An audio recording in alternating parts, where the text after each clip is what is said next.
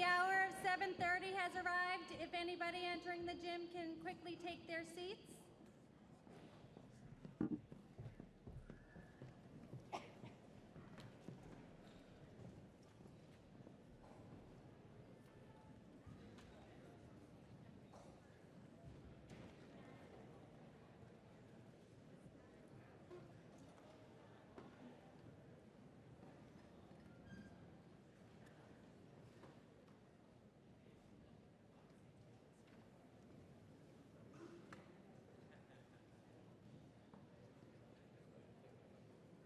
I'm going to give a few minutes for people to take their seats and any people checking in to enter the gym and have their seats.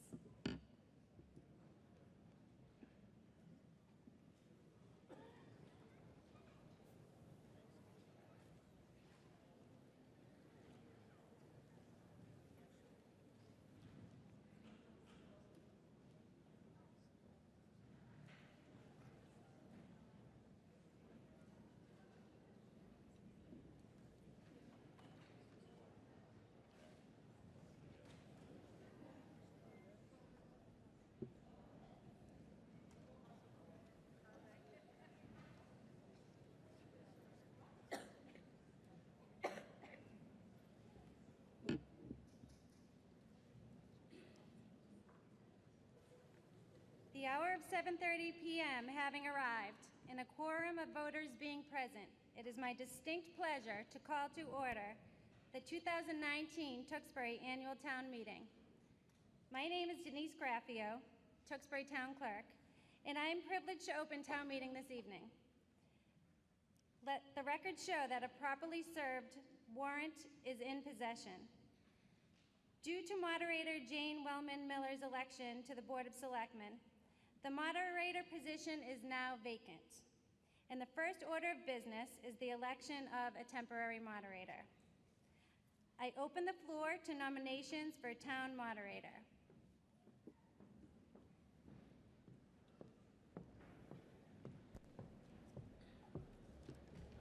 Good evening, Madam Clerk. I would like to, my name is Anne Marie Stronach. I live at 14 Pillsbury Ave. I nominate Keith Rossio as a temporary moderator for the 2019 annual town meeting tonight and on May 8th, 2019 special town meeting. Second motion. Nomination has been moved and seconded that Keith Rossio is nominated to serve as temporary moderator. Hearing no other nominations, nominations are closed. All in favor of the election of Mr. Rossio, say aye. Aye. All opposed to the election of Mr. Rossio, say no.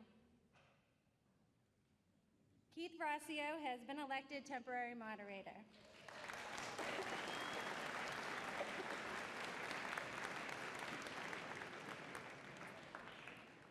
Congratulations, Mr. Rossio. Please kindly join me on the podium to be sworn into office.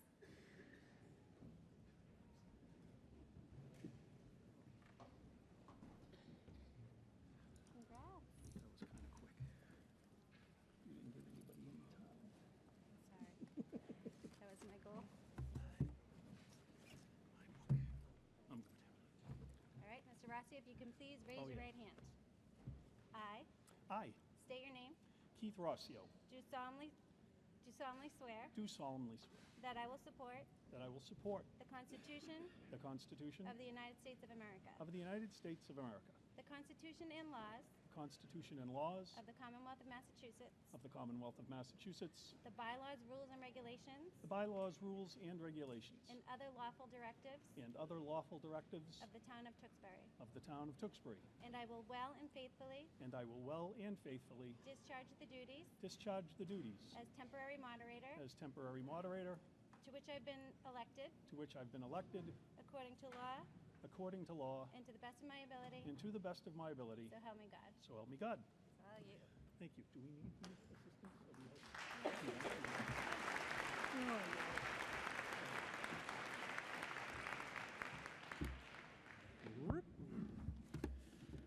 Good evening, everybody. Thank you for your confidence. It's been a while, but I'll do my best to be worthy of it. Welcome to all of you who have come to participate in the governing of our town. We have several ceremonial and procedural duties to perform before we begin acting on articles.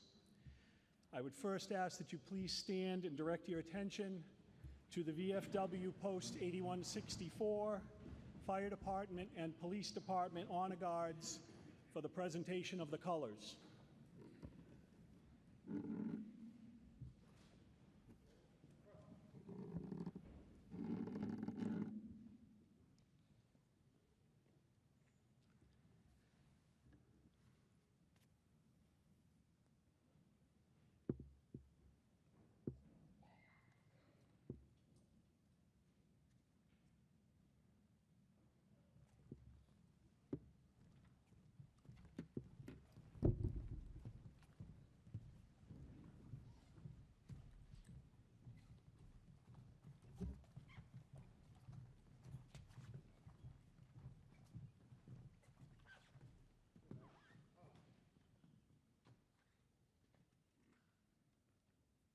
Is there a member of the clergy present who would like to offer an invocation? Seeing none, I will just say, God help us all, especially me. To honor our nation and flag, Tewksbury Memorial High School sophomore Mary Whalen will now sing our national anthem.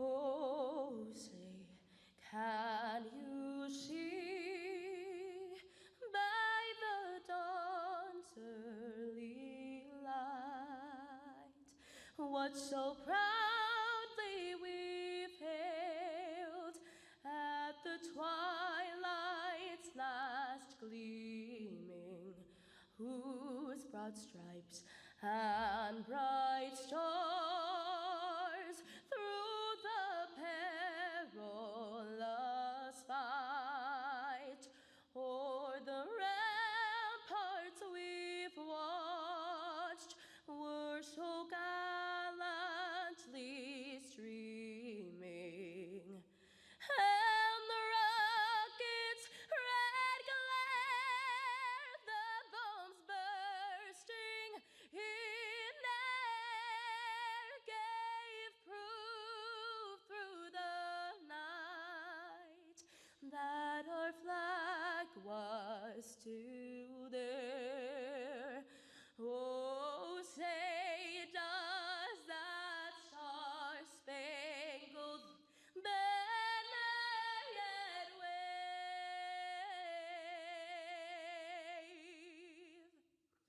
o'er the land of the free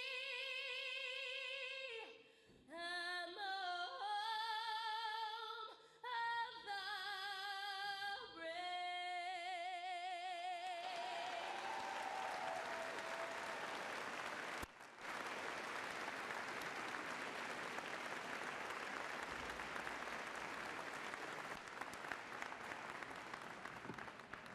Thank you, Mary. Wonderful job.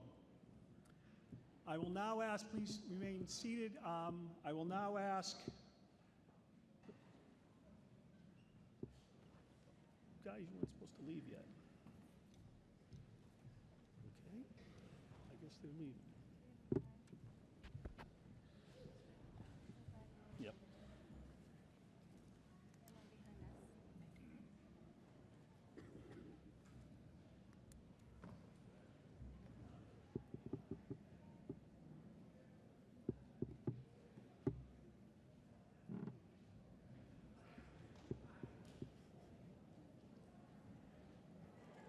I will now ask Dennis Francis, Chairman of the School Committee and Elementary School Building Committee, to lead us in the Pledge of Allegiance to the flag on the podium.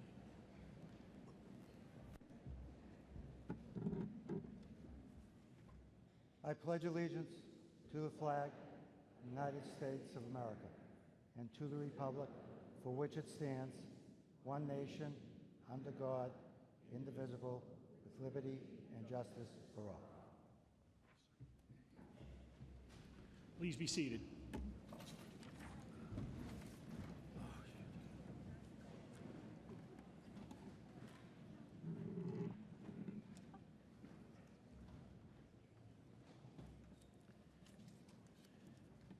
In 2018, Tewksbury lost several individuals who gave years of service to our community. Their names are listed on page 4 of the 2018 annual report. Please join me in a moment of silence in memory and in honor of our late town employees and all residents who passed away last year.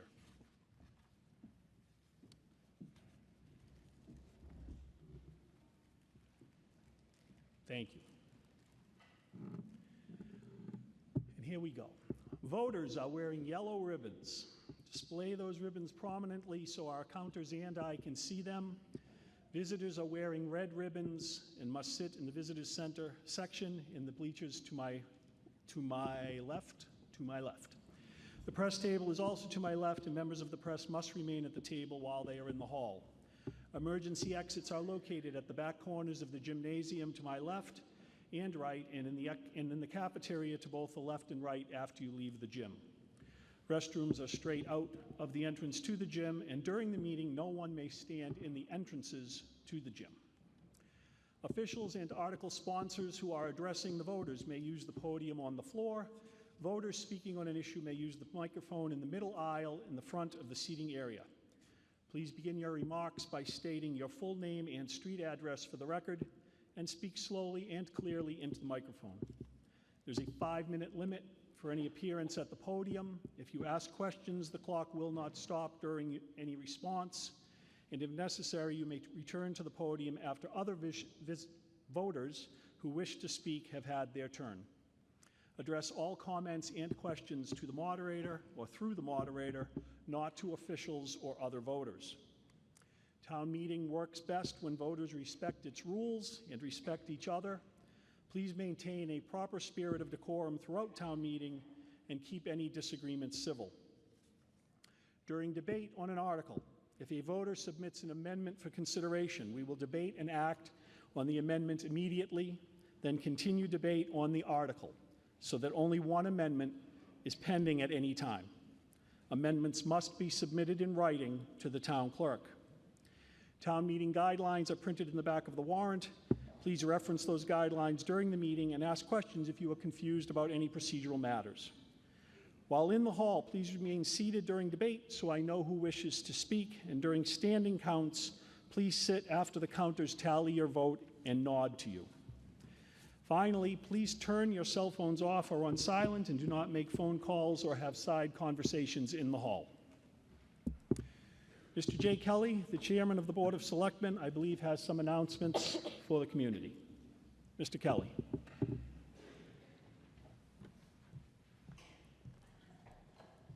All right, first and foremost, very impressive turnout with the Bruins on and the Celtics and the Red Sox. So if the Bruins happen to score, just wave your hand up so we just, no, I'm just kidding. I just have a few quick announcements. The most important announcement of them all is happy early Mother's Day for all the moms in the audience, and for the dads, don't forget Sunday, Mother's Day. The second announcement is this Saturday, the true character of this town came out in spades in the fact that we had over 200 volunteers going around the town from end to end, from the rivers, to the paths, to the trails. Nice.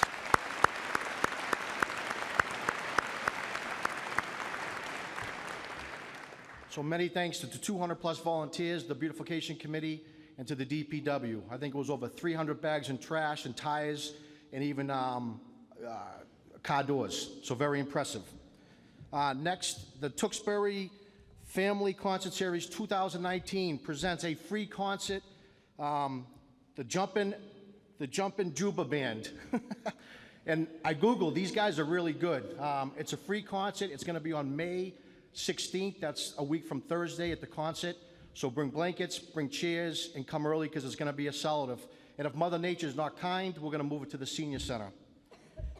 All right, last but not least, 21,000 square miles, 3,000 plus residents, 10,000 households, 8,000 families live in Tewksbury. Our drinking water is the Merrimack River, that's a bonus. And I can say Tewksbury was established in 1737 We actually separated from Billerica. Our forefathers were very smart. 285 years later, here we are. So welcome to town meeting 2019. Let's roll up our sleeves. Let's have very healthy debates. And welcome to town meeting. Thank you. Mr. Kelly.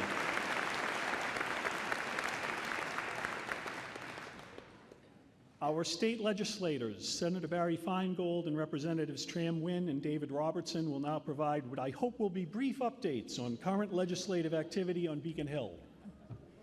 So we have a 3-minute time clock for all of us because we know not only is a very important vote tonight, but I do understand, as Jay just said, there's a couple important ball games tonight, so we're going to be very brief. You can clap for that. That's good. Liz, first of all, I just want to talk about education, then the other members of the delegation are going to talk about some other subjects. So we are pushing for more education dollars to come back from the state for our Chapter 70 money. We're also pushing to have more circuit breaker money, which helps special education funding. And finally, something that's near and dear to my heart, we've secured $30 million that if all of you will vote tonight to support this school passage. I would not be here tonight if it wasn't for North Street School and having such great teachers as Mrs. LeBay and so many others. But that school's in the same condition it was 40 years ago. We've secured $30 million. We hope that you'll support the schools tonight. Thank you very much.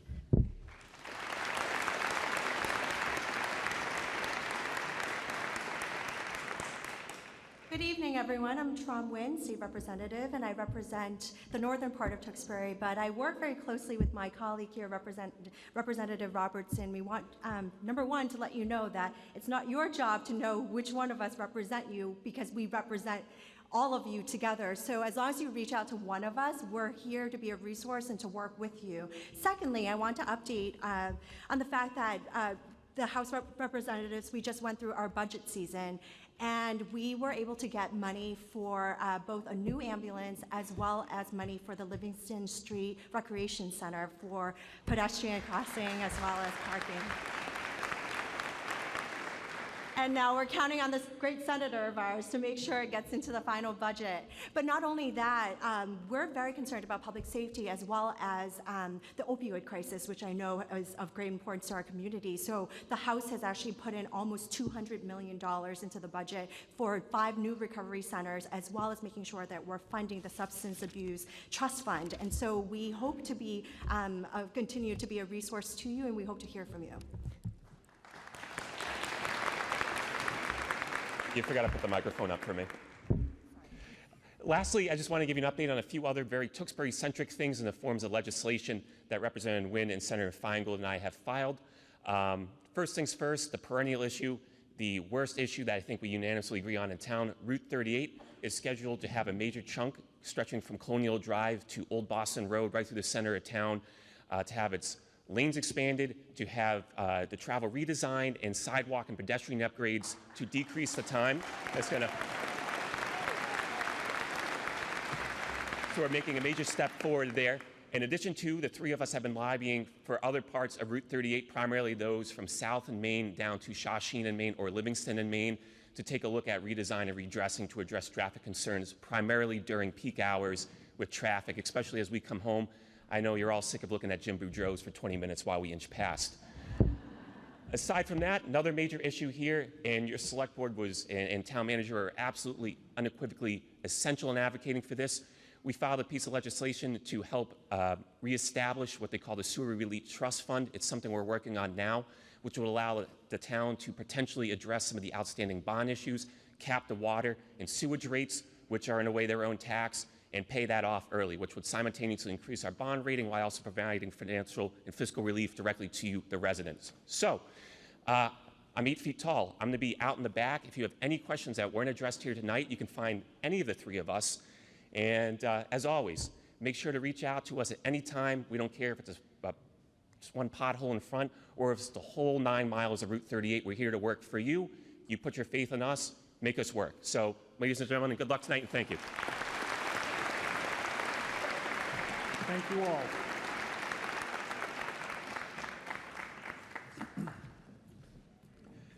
Mr. Scott Wilson, the chairman of the Finance Committee, will make the first motion on every article unless the Finance Committee is deferring to another board.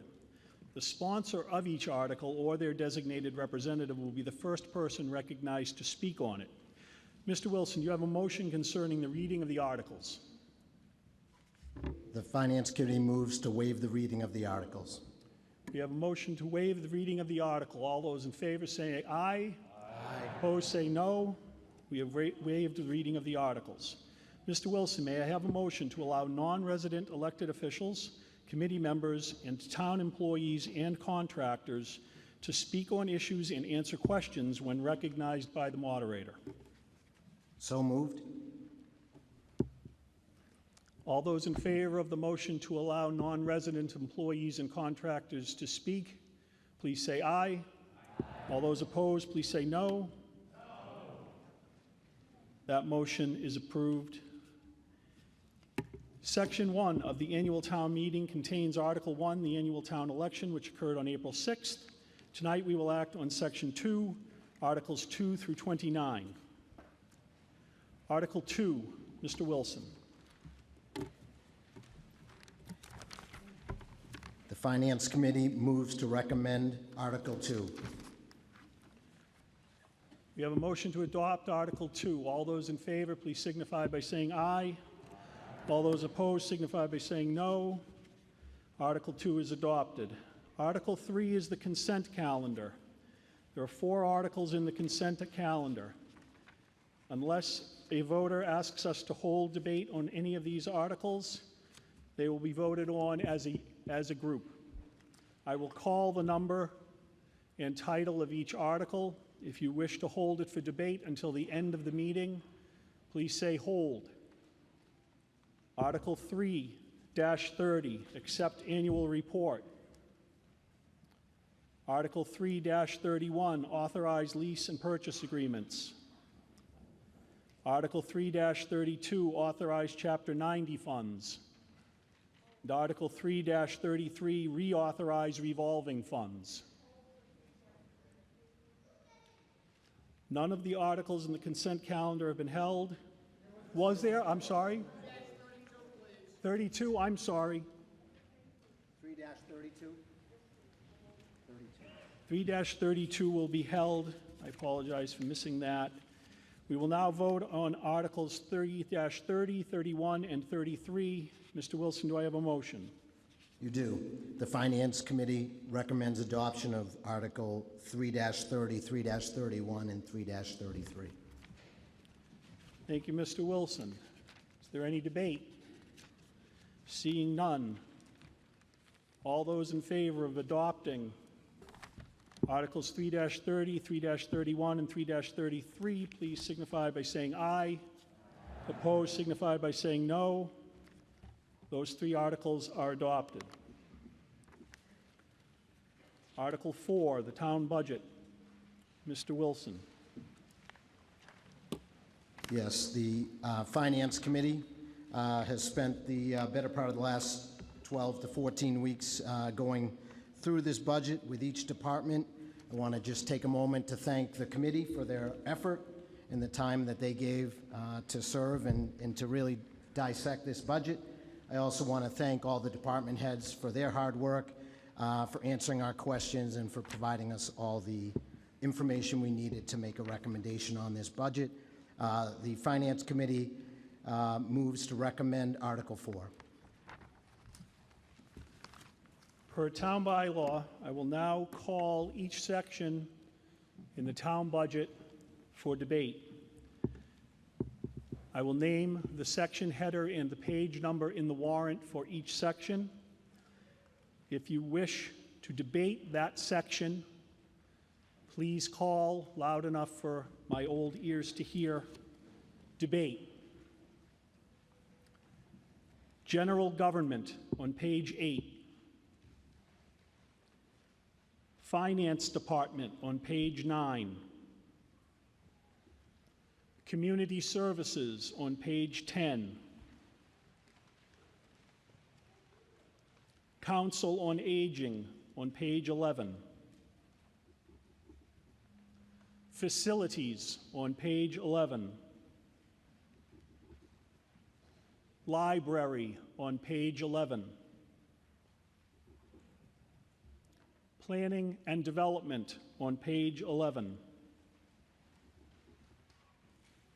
Public Safety on page 12.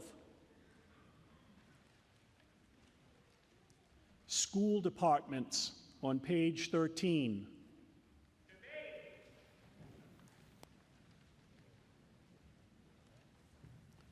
Department of Public Works on page 13. Unclassified on page 15. And transfers on page 15.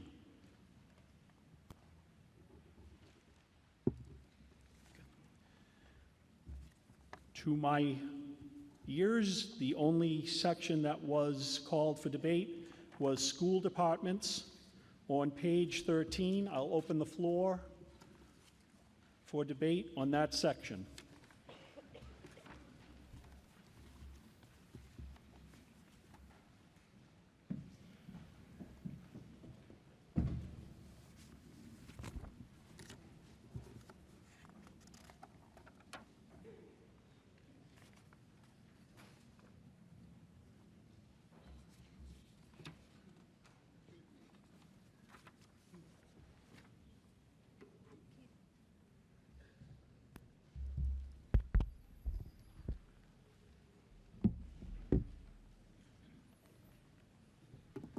Sir.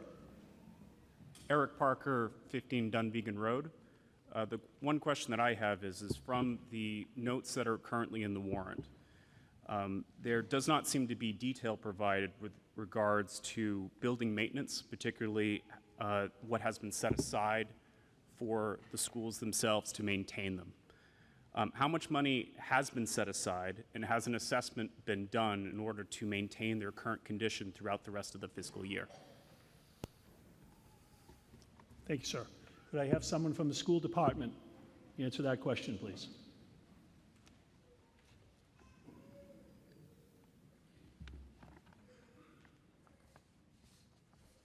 Chris Malone, Superintendent of Schools. Could you be a little bit more specific about what particular items you're looking for?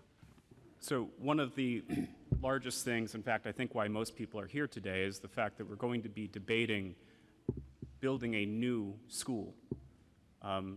It's understood that that's required, and some of the concerns that have been raised at previous meetings is that there was not enough preventative maintenance done in order to maintain the schools in their current condition.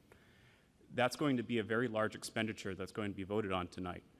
I would like to make sure that going forward that we have the funds appropriate to maintain our current slate of schools, so that after we vote on tonight, we're not going to have to build another school in another year, another school after that, a year after that. Right, so we have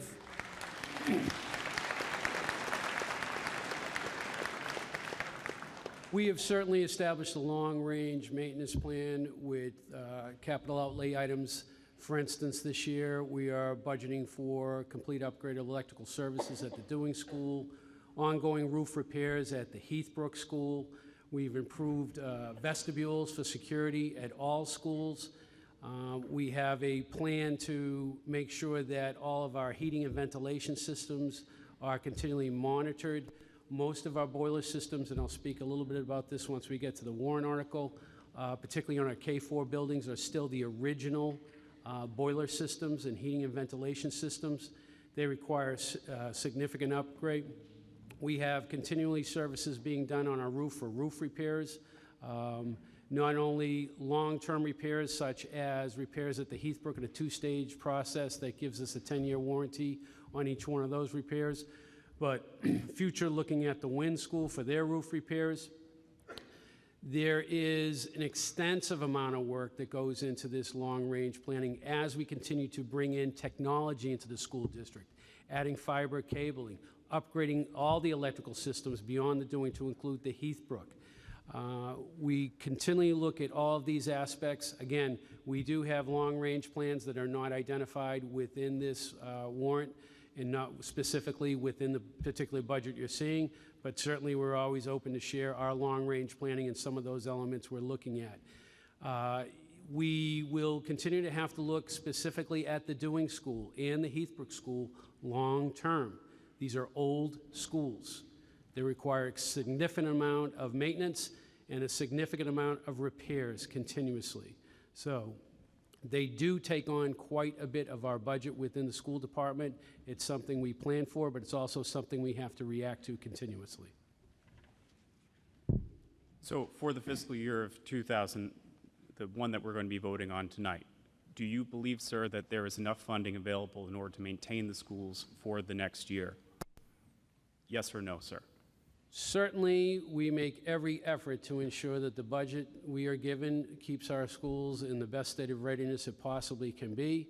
With schools that were built in the 1950s, certainly we have to allocate those funds to the maintenance the best we can. Our maintenance team works tirelessly to keep those up. We will make those upgrades where possible, and certainly we take the money that the town allows us through the budget and keep those buildings up to the best of our ability. Thank you. Mr. Francis. Dennis Francis, 45 Seneca Road, Chairman of the School Committee and Chairman of the Building Committee. One of the things when maintenance is brought up, the MSBA goes around and takes a look at our buildings. And the MSBA determined on the age of our buildings, for the age of the buildings that we have, and for the maintenance that we do, that we earned an extra 1.5 percentage points in reimbursement. For a project this large, that's close to $1 million. So in terms of the maintenance that we're performing on our buildings, as the superintendent said, they're 65 years old. We're trying to keep up the best we can. In the eyes of the MSBA, they agree with us. Thank you. Thank you, Mr. Francis. Yes, you're all set. Is there any further debate on the school department's budgets? Seeing none, we have a motion to adopt the town budget, Article 4. All those in favor of adopting Article 4, please signify by saying aye. Aye. All those opposed signify by saying no. Article 4 is adopted, and we have a budget. Article 5, Mr. Wilson.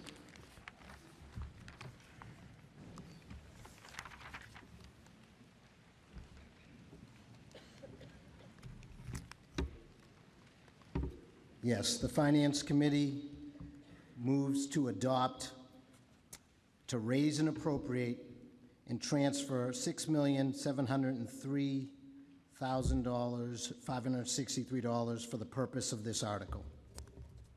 Is there any debate?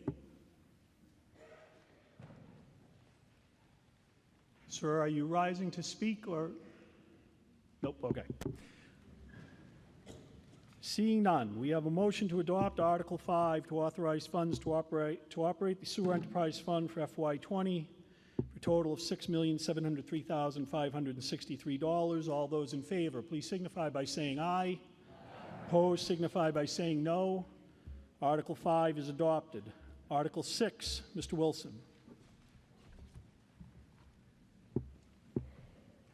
The Finance Committee moves to adopt Article 6 and raise and appropriate $7,162,649 for the purpose of this article. Thank you, Mr. Wilson. Is there any debate on Article 6? Seeing none, we have a motion to adopt Article 6 to authorize funds to operate the Water Enterprise Fund for FY20, a total of $7,162,649. All those in favor signify by saying aye. Opposed signify by saying no. Article 6 is adopted. Article 7, Mr. Wilson. The Finance Committee moves to adopt Article 7, which is to raise and appropriate $361,319 for the purpose of this article. Thank you, Mr. Wilson. Sir. Mr. Moderator, George Ferdinand, 56 Pratt Street. I moved to the town and got married approximately 4 to 5 years ago. I met with a few leaders of our town, and I wanted to get really involved before I retired. Talked about the master plan zoning bylaw update, but what I wanted to just mention real quick is I talked to Todd Johnson about this and about 4 years ago, and I said, Wilmington has had a cable channel for 25 years, Bill Ricka for 30 years. If there's anything we spend on, and even if I die tomorrow, one of the things we need is transparency. So, and the federal government doesn't want to give to NPR and a bunch of other things. So whatever we can give to the Article 7, I'm all for it.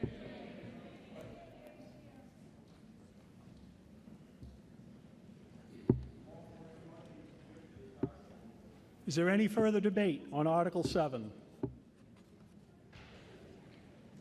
Seeing none, we have a motion to adopt Article 7 to authorize funds to operate the Cable TV Enterprise Fund for FY20, total of $361,319.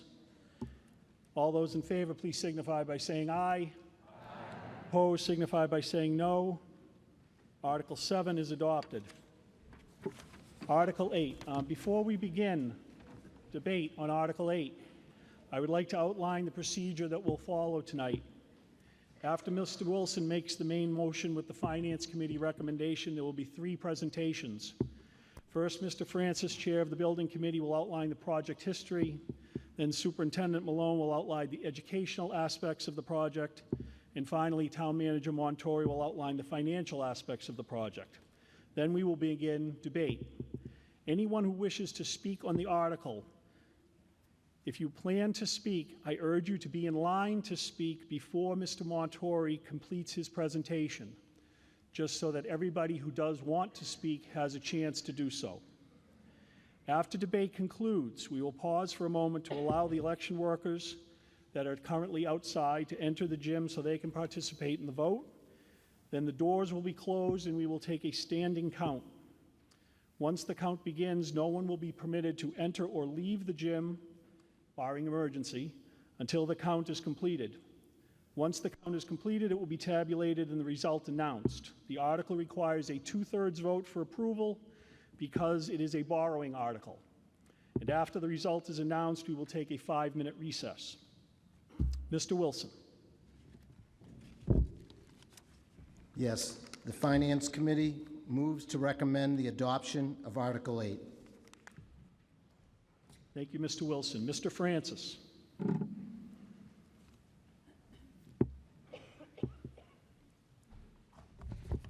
Thank you, Mr. Moderator. My name is Dennis Francis. I live at 45 Seneca Road. I am the chair of the school committee and the chair of the elementary school building committee. I rise before you in strong support of the elementary school building project.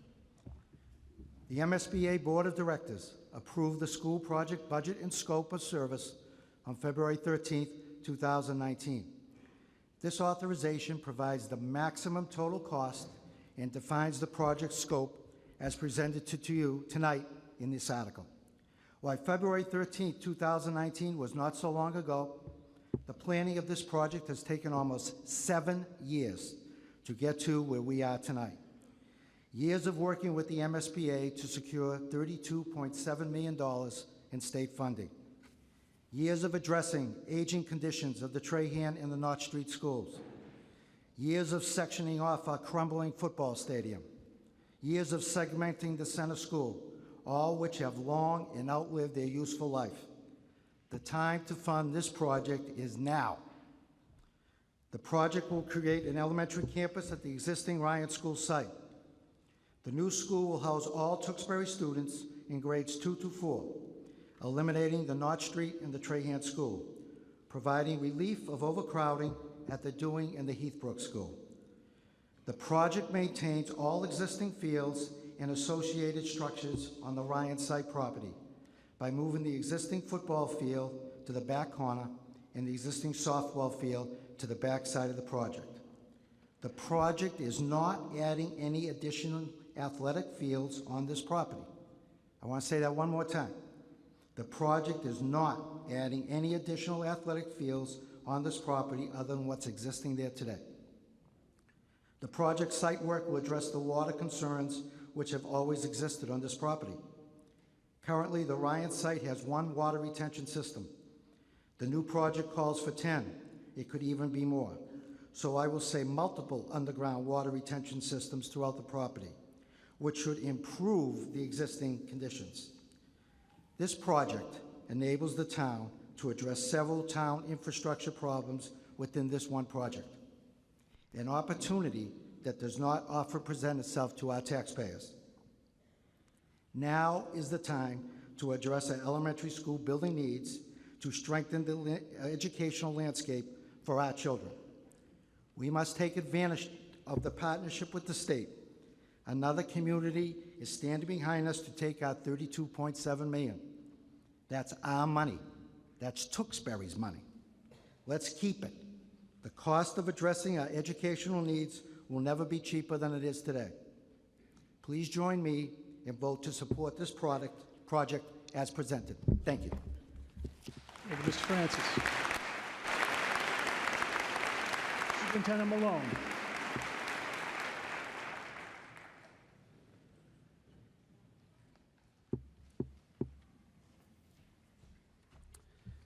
Thank you, Mr. Moderator. Honorable citizens of Tewksbury, I am Chris Malone, Superintendent of Schools. I come before you this evening on behalf of the students who have attended Tewksbury Public Schools over the past 50 years, for the students now attending Tewksbury Public Schools, and most importantly, for the students who will attend Tewksbury Public Schools for the next 50 years. Our aged lower elementary school buildings, the Dewing, the Heathbrook, North Street, and the Trahan, despite effective maintenance, are failing our students. Roofs are beyond repair. Heating systems are original and function poorly. Structural air conditioning is non-existent. Electrical systems are unable to support technology. The functionality of the educational design is obsolete and a barrier to quality instruction. Special education spaces are ad hoc and unsuited for our most needy students. We are only able to have success with students because of dedicated staff members and caring parents who overcome these obstacles every day. What if we don't vote for the new elementary school project tonight? We will still need to bring all of these facilities up to code, starting with the North Street and the Trahan schools, totaling up to an estimated $24 million each.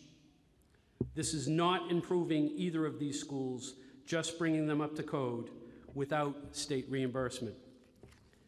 We will still need to bring the center school up to code, totaling over an estimated $8 million, without improving the building's function or exterior appearance as a separate project. We will still need to replace all the stands, facilities, and turf for Doucette Field as a separate project. What will we gain as a result of voting for the new elementary school project? A state-of-the-art school designed for progressive education and services to serve the town while rescuing 790 elementary students from deplorable conditions. Bringing grades 2 through 6 together town-wide on one campus to consolidate resources, improve instructional practice and collaboration, break down inconsistencies between smaller elementary schools, all while providing the community with a resource well beyond the school day and highlighting male and female interscholastic athletics and promoting healthy students of all ages.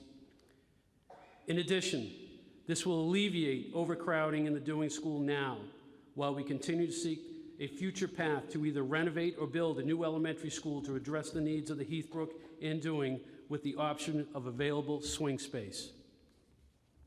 Yes, this is a significant amount of money put on the shoulders of taxpayers.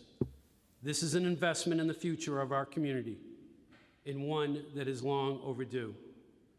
On behalf of the teachers, the aides, the custodians, the nurses, the secretaries, the central office staff, the administrators, the parents, and most of all, on behalf of the students, particularly those from our town who have yet to be born, I ask you to please provide them the opportunity to attend a safe and appropriately designed school so that they may receive the same standard of education that our surrounding communities currently enjoy, and they, as Tewksbury residents, so clearly deserve. Thank you.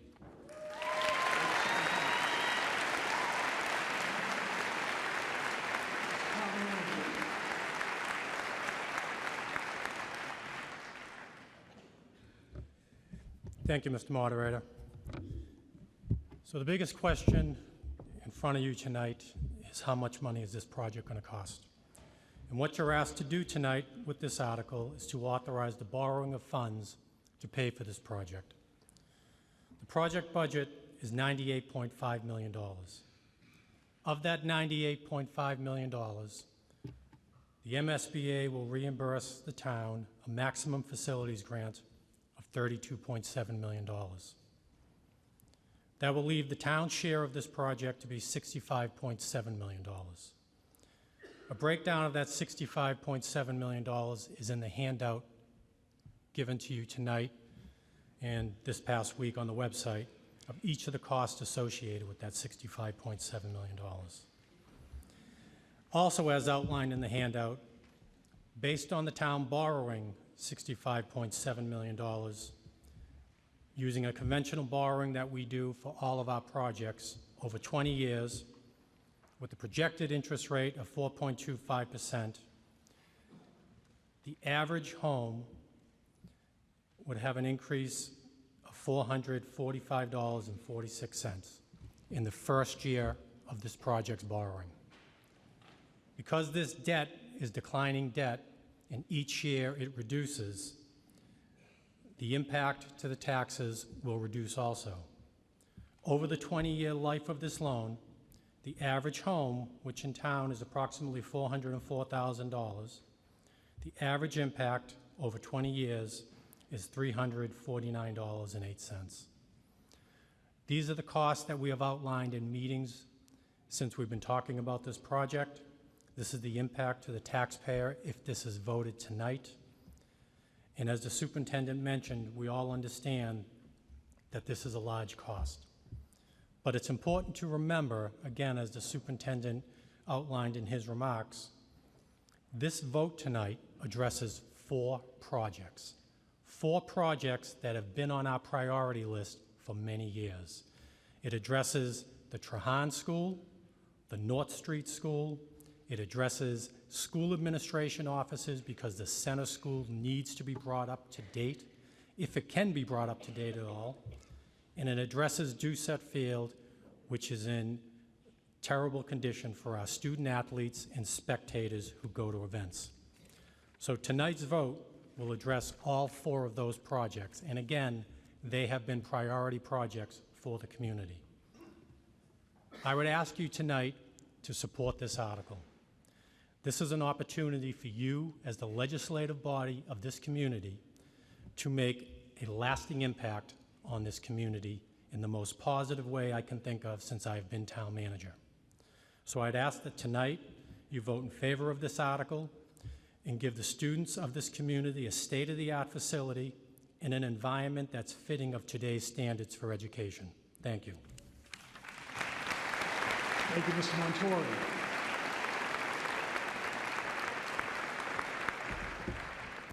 We will now begin resident debate on the article. Ma'am.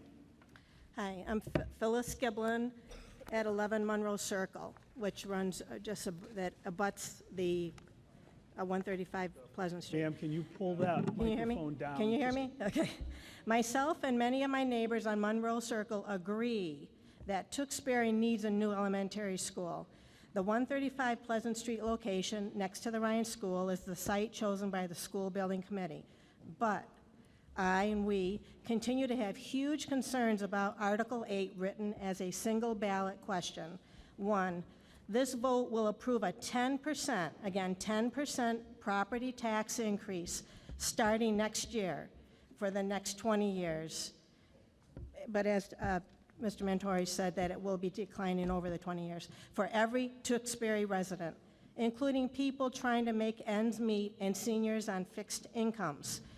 2, squeezing in the $10 million athletic field complex with a field house, 1,500 seat capacity bleachers, concession stand, and field lights behind the 140,000 square foot elementary school is excessive and unreasonable for this already very congested location. 3, what exactly is the environmental impact? Wetlands is a problem on a good portion of this property with significant unanswered concerns, especially in the athletic field, additional practice field, and parking areas. Previous construction of the Ryan School 20 years ago has already disrupted the wetlands area and resulted in flooding and standing water in surrounding homes, including locations on the other side of Marshall Brook. How much more development can this already congested wet area take? 4, the athletic field would primarily be used for high school sporting events. Why would you want this huge stadium sandwiched in behind the elementary school complex for grades 2 through 6, about 1,400 children? We all know high school age kids introduce a different level of language, loud music, teenage drivers with increased risk, some teenage smoking, drinking, attitudes, and hanging out time. They are teenagers being teenagers. Aside from the increased complicated scheduling for letting off and picking up children from grades 2, 3, and 4, and also grades 5 and 6, high school students will be arriving and leaving, some of them driving to sports practices and events. We fear there is an accident waiting to happen. Where will the football games be played? At other school fields, as has been done in the past, until another solution can be developed. Remember, excluding the athletic field and practice fields will still allow the full MSBA-approved reimbursement amount to help pay for the new school building. We lose nothing on the reimbursement amount. Separating out the athletic field would decrease the town bill by at least $10 million. I would like to present an amendment to exclude the athletic field from the construction of the elementary school building.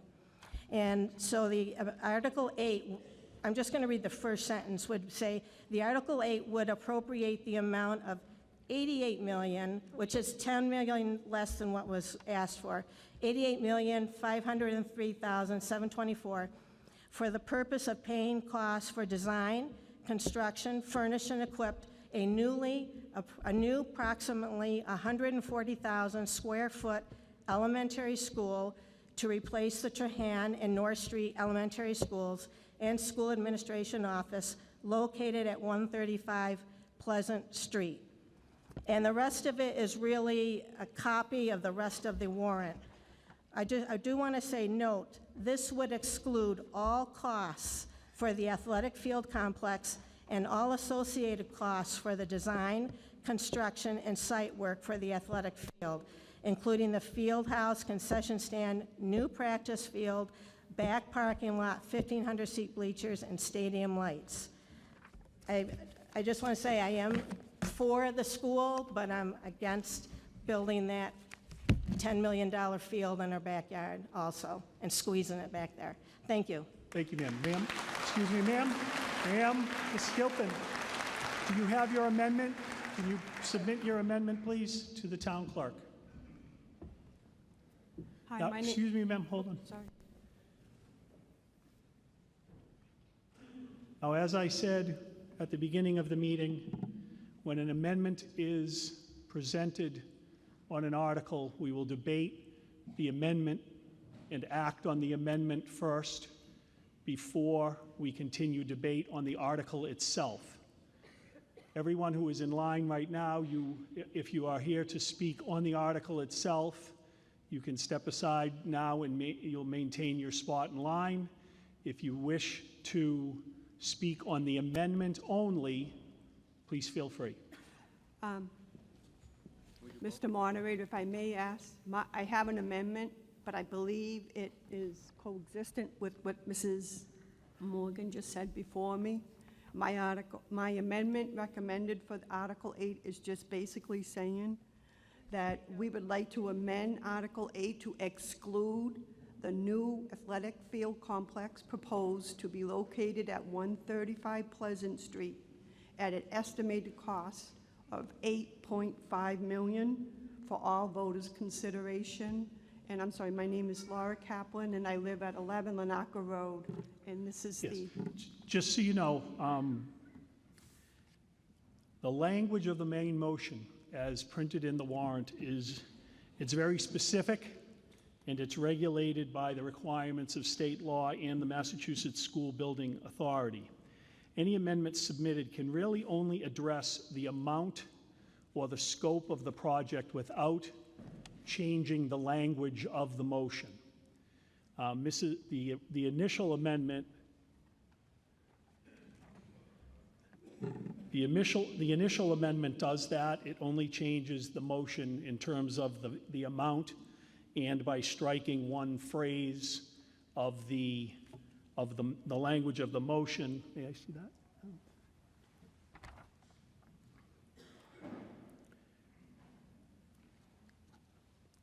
This amendment goes beyond really what an amendment could do, and it really is covered by the initial amendment. That's what I thought, it's just long as it If I could relates. ask you to withdraw this, just because it is covered by the initial amendment. What you're, I'm Can sorry. you relay what the initial amendment covers, so I can be clear in my mind that it's covering the amendment I'm Yes. proposing, sir? The initial amendment submitted by Ms. Giblin leaves the entire main motion as printed in the warrant alone, as is, except for two changes. It changes the amount in the first line from $98,503,724 to $88,503,724, basically eliminating $10 million from that number. And it strikes the phrase, "and a new athletic field complex" on line 3. I just did the math, but I agree. Okay, I'll withdraw mine. Thank you.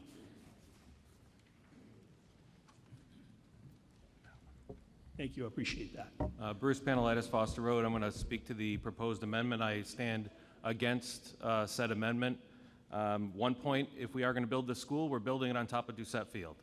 So we need a place for the kids to play football if we use that space. So that's number one, we need a field. The only question for me as far as that goes,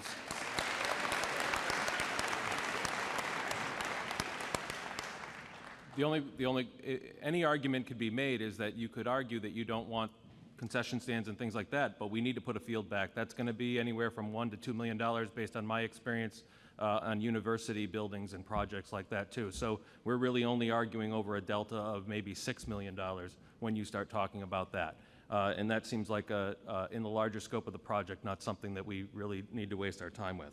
And I'll also point out relative to the amendment, if the proponents of the amendment are okay with the school, but not the field, then apparently water issues are not an issue. Because then if we were going to simply, if we're going to build that school, all of that impermeable surfaces, that's what's causing any water issues, not a new field. So I would like to speak on the main article as well, but that's all I have to say about the amendment. Thank you. Mr. Consul. Good evening, Mr. Moderator. For the record, Scott Consul, Martha Avenue, Tewksbury. I served on the school committee for 15 years, back starting in 1986, and then from 94 to 2009. In 1986, I was on the Center School Study Committee when we were talking about what to do about the Center School and the athletic complex in that area in 86. In 94, I served on the Middle School Improvement Council, which led to the Ryan Upper Elementary School. I echo the comments of the previous speaker with respect to the drainage issues on that site. And if someone wants to correct me, I would ask actually through you, Mr. Moderator, to the chair of the school committee. But it's my understanding that the way that the site and that the plans are currently designed, that the rebuilding or the renovation, if you will, of the athletic fields is tied into addressing the drainage issues on that site as well. And I would ask Mr. Francis if you could answer that. Mr. Francis. Thank you, Mr. Consul. You're absolutely right. When we looked at the project in terms of, as I mentioned in my opening remarks, in terms of retention and everything else, the fixing of the areas, of the existing areas, as one of our residents spoke on, is part and due and parcel that will be done as the field is done itself.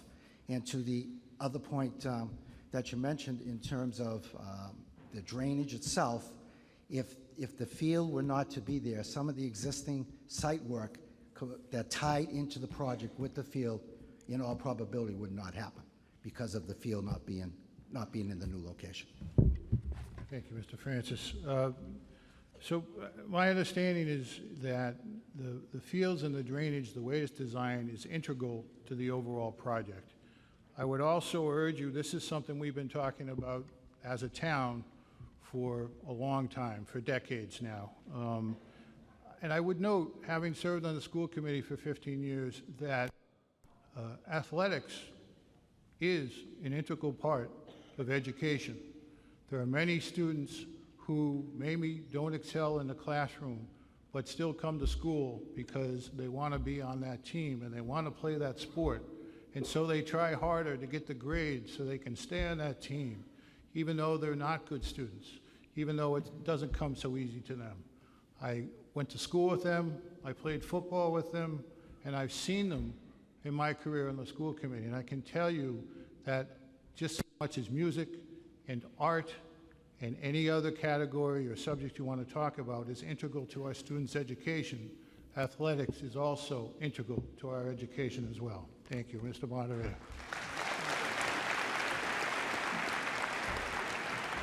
Ma'am. My name is Jennifer Tavares, and I'm of Worthern Place. I'm standing here in support of the proposed new elementary school project plan as it is being presented, inclusive of the athletic field. The new elementary school will be constructed on the current site of Doucette Athletic Field, which means a replacement field is required to, at a minimum, serve the football team. There is no current field in town equipped for football, and the high school field is not a viable option. At the very least, it does not have the bleacher capacity, something that was voted down during town meeting. In addition, there are far too many other sports utilizing that field. The quarterly impact in the first year is estimated to be approximately $111 per average home value. The athletic field will make up approximately $14 per quarter. During last year's town meeting, it was voted to appropriate $850,000 to fix the issues with Doucette. These funds will be applied to the project and reduce the cost. The cost, however, is a fraction of the value the complex will add to the community. The new athletic complex will have a broader scope and serve both girls and boys sports. Students at both the Ryan and the new school may use the new field and playground during school hours. It will truly be a community field, not just a football field. The athletic complex will also have the capacity to host large sporting events. While this will help build a sense of community with our neighboring towns, it will also provide a revenue-generating opportunity for Tewksbury. I want to highlight that Doucette Field is on the verge of being condemned due to the handicap inaccessibility and the deteriorating bleachers. The area will require a substantial renovation regardless of the outcome of this plan. The expense is unavoidable in the next year or two. We will inevitably spend more than the estimated $8.5 million. Tewksbury will have to spend more time and more money assessing other viable options, hiring another company to draw up plans while costs increase year over year. This makes the most financial sense. I close with asking voters to shift your focus from the athletic complex and look at the overall project plan. Look at the new elementary school, what the new elementary school will add to our town and our kids. A no vote will only halt current plans and pass the $32.7 million reimbursement to the next city or town in line. The serious issue remains. We will also be throwing away the $1.1 million spent to get us to this point. Consider the facts and think about the future of Tewksbury. I would also like to make a motion to move this question. Thank you.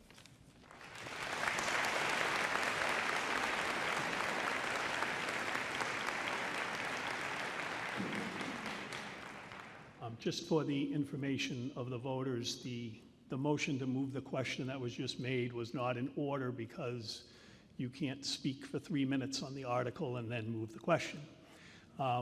It just isn't fair to the other voters who may want to respond to something that the previous speaker said. Ma'am.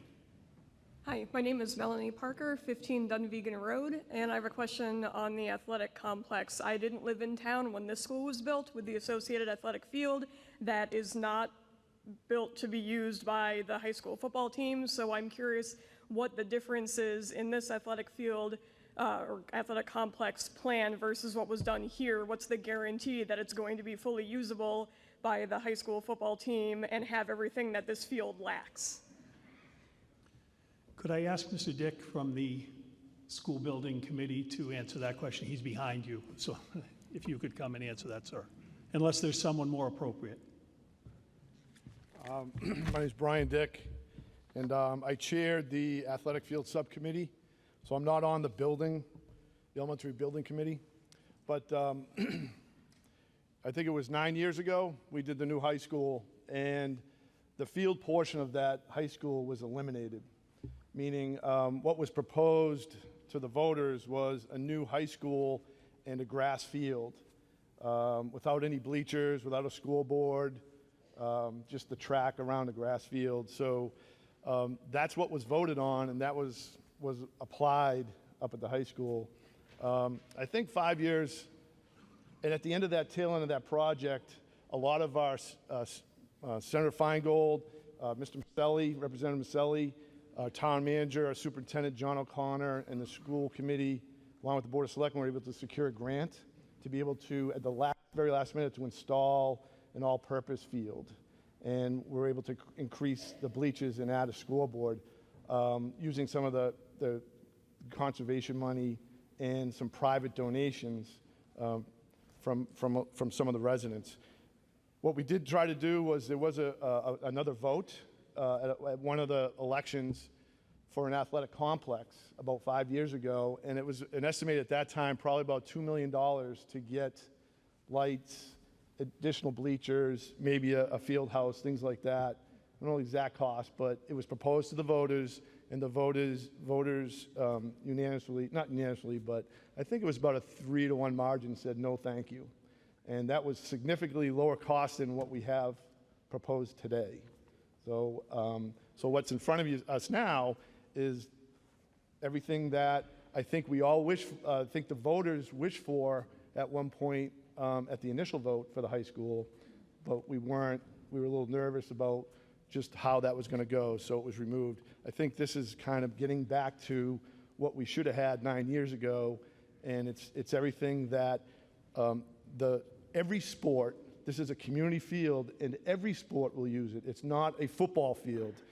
There's no track around it, but there is a proposed field house to replace the existing one, the athletic field to replace the athletic field, the concession stand, and additional bleachers, which we all agreed at town meeting 2 years ago to replace. And there's some money set aside, $850,000 set aside in the account to replace those bleachers, which I believe we can use in this project, I'm hoping. So to finish up, this should house every sport from the youth up to the high school, from girls soccer to lacrosse to boys soccer, lacrosse, and football, the band that I'm very passionate about, and I think we're in a good spot. Thank you. Thank you. I don't know if I missed anything. Thank you, Mr. Dick. Stronach. Thank you. My name is Anne Marie Stronach. I live at 14 Pillsbury Ave. I am an abutter to this project, as well as a member of the elementary building committee, as well as a Board of Selectmen member and a previous member of the high school building committee. I would like to stress that when we built the high school, we did use all of the existing facilities. So we had a track, we replaced a track. With this project, we are similarly doing the same thing. One thing that we learned from the high school project is that when we were looking at it, we needed to have a lot more foresight so that we wouldn't be coming back to voters adding cost to the project. There's two things I'd like to speak to on this amendment, and I would like to thank Mr. Dick for his very good history lesson on the reason that this field is the way it is and why the high school field is not able to address some of the needs that we have in the community. This project, from the very beginning, when we decided that it would be at the Ryan School, was thought of as a complex. When we started to embark on it, we needed to think about replacing it. Originally, we were not touching Doucette Field, and we wanted the high school, the new school, to be where the athletic field is being proposed to be built. We very quickly learned that that was not going to be a good design for this school. We then we swapped the movement and with the field in the school and to create what you see. Then we went out to the community, as we had, I believe we had over 19 community outreach meetings. In those community outreach meetings, it was told to us, hey, you're moving the football field where the girls play softball, and you're not addressing that need. So you're replacing the football field, but you're not addressing the girls' softball field. I do not believe that the amendment takes into account the backside, which is not abutting Monroe Circle, but which abuts other abutters. That area too has had some significant water and drainage issues, and I am aware that the design is going to be needed to address these issues for all of the abutters, not just the abutters on Monroe Circle. Unfortunately, until this project goes into the next phase, we can't get in there to decide exactly what the drainage situation should look like. But I am here to tell you today that there are members of that building committee who have already made it their desire, their passion, and their commitment to making sure that those issues are addressed, to making sure that we are getting every dollar that we have for that project spent well. And this is not a school project. This is an educational complex, and we have been billing that out to the community. So what you are presented with tonight is no different. I stand in opposition of the amendment as it's presented because this is an educational complex, and we are replacing the fields that are currently on that site. This is no different than the high school project. Thank you, Mr. Moderator. Thank you, Ms. Smart. Mr. Aylward. Good evening. My name is Brian Aylward, 95 Barbara D. Lane. Coming up on my 50th year as a resident here in town. And I just wanted to speak to the amendment. Number one, I'm an educator. I'm a teacher. I've been a teacher here in the high school system for now 25 years. I've also had the privilege to coach wrestling and football over the last 23 seasons.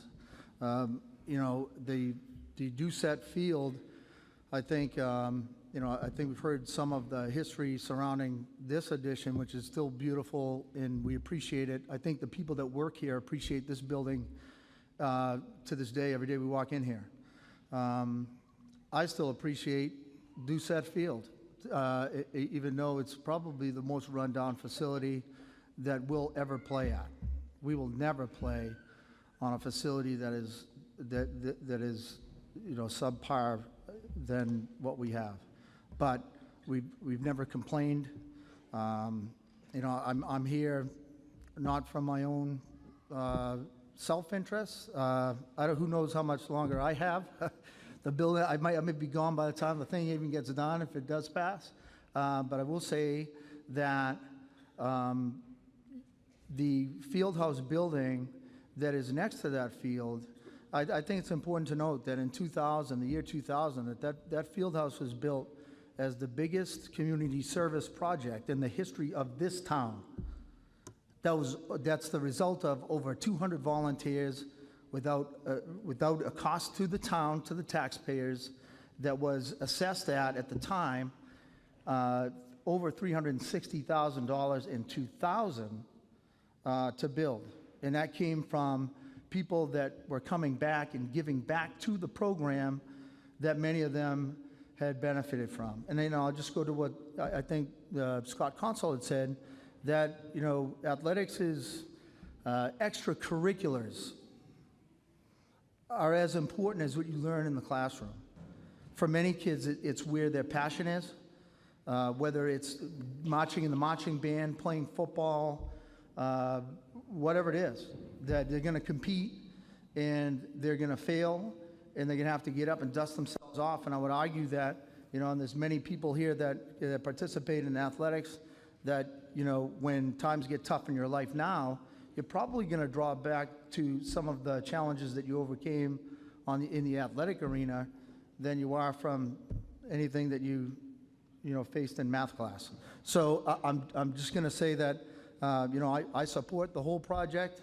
I think that, you know, the people in this town appreciate it. I think the people that work in this town appreciate what the taxpayers are willing to give to those kids that come through this, and you know, it should be another huge source of pride for our community to take advantage of this opportunity with MSBA. So, thank you.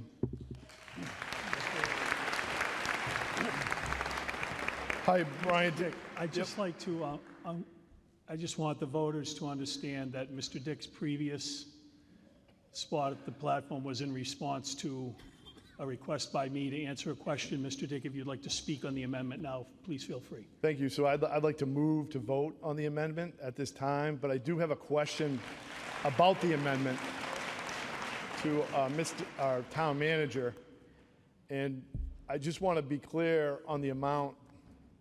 I know the information that I have, the field was 8.5 million, 17 and some change. The speaker that proposed the amendment said 10 million. So I guess my concern is I want the appropriate amount to be voted on, for one, and I'd like to move to vote on the amendment. Thank you. Excuse me, the line is messed up back here, and The- everyone was in line waiting to come up to... No, I understand. This is just the... Are there any, We want to talk about the are there any other voters that wish to, are any of the voters in line to speak on the amendment? Then please come to the vote. We will not take the vote on moving the question until everybody in line to speak has had a chance to speak. Sir. Yeah, actually, if I may answer the question. Ms. Gilbin, your amendment is for a $10 million reduction in the amount of the article. I'm assuming that you want to reduce the article by the amount of the athletic field complex. Is that correct? I just want to make sure that your amendment is doing what you want it to do. Yes, what I was also including in that was the back field, which is like 850,000 or something, and there's a parking lot that there's a lot of water back there. Okay. So it was the athletic field, and then if you keep going further back, there's another field, and that pretty much gets... So it's about, $10 million is your number for the amendment, that you Yeah. want to reduce the amount by. Right. I just want to be clear. That's okay. Thank you. Sir. Mr. Moderator, so yeah, getting back to my question, I believe the total amount for the athletic portion is $8.5 million, $8,517,307. There's no additional money on that for the athletic portion, the backfield, the parking, and I just maybe defer, if that's correct, Mr. Town Manager. Yes, it's the voter who's submitting the amendment can submit the amendment for the amount that they desire. If they desire to make it 10 million because of whatever research they have done, then 10 million is the number that we will use. Okay, so if the amendment is 10 million, I guess speaking to that, the amendment, the project would be short on the amendment. Is that correct? I don't have the financial numbers, so I don't know what impact that will have on the project. We're voting on the right amount on the amendment. And I think the We're amendment... voting on, well, the voter has submitted the amendment for that amount, so that's what we're voting on. Okay, Regardless of the so impact me that it may being have. on the board and understanding the numbers, it's an incorrect amount, so I would like to maybe make a motion and put the right amount in. Can I do that? You may amend the amendment? All right. Yes. You know what? I don't want to get it too confusing, because I think I'm just going to back off from the mic and let the amendment, let the people speak and let the amendment. Sir. Thank you for your patience. I appreciate it, sir. Thank you for correcting it. My name's Greg Mann, 6 Monroe Circle. I'm an abutter to the project here. I've lived there all my life. It's 60 years plus. I'm probably one of the few people who actually knows what's underneath those practice fields, because I was there before they were filled in. This is in '88. I have to say that I am for a new school. Anybody who isn't can't see what the schools are, what shape they are in. The only problem that I have, you do not have enough room to have a school in a football stadium. I just saying that you don't have enough room for a football stadium and a school. You have one or the other. One of the problems that they're doing right now is on the current plan, they're extending out the practice field 25 feet. This 25 feet is going to be filled, and it's also moving into wetlands. At one point, it's 5 feet from standing water. At another place, it's 0 feet from standing water.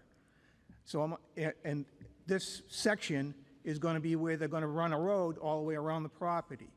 Also, at the lower end of this road, it comes across sections that are non-buildable. They are stated non-buildable, but they're coming across them and they have to get variances for them. The other thing that is going to happen is they just talked about a softball field and parking further on up by Pillsbury Ave. To get to that, they'll have to build a road across wetlands and put in a culvert. So again, they're working across wetlands again. So when people are talking about, oh, the water situation will not be changed, it will be changed because they are filling in areas that are currently wetlands that were never solid ground to begin with. I'm afraid that you're going to put in these roads, and over the time, they're all going to start to buckle because they're going to be filled. It's going to be filled land, and it's going to be wet underneath. You're going to put a concession stand. You're going to put a team house also in the lower corner, which is also very soft. And I'm afraid those are going to start to sink. So I think we're going to have a possible problem here. You know, everybody wants it, but, you know, physically, the site is not ideal. And we're going to be, you know, voting this in, and then all of a sudden we're going to have, in 5 to 10 years, we're going to have major problems with this thing. They're talking about that they are going to replicate some of the wetlands that they are filling in. From the current maps that I see, I do not believe that they're replicating enough. This has not gone before the Conservation Commission. I know that. I will be there to talk about it then, but I just want to make it aware that there's a lot of problems with this site where water is going to be increased. Just take a look at on 38. Take a look at the left. That wide swamp that's just by the old police station. When I was young, it was a 6-foot stream. Now it's 30, 40 feet wide because of all the buildings around it and all this water being dumped in. It's a problem. It's a problem from people on Newton Ave, on Marshall.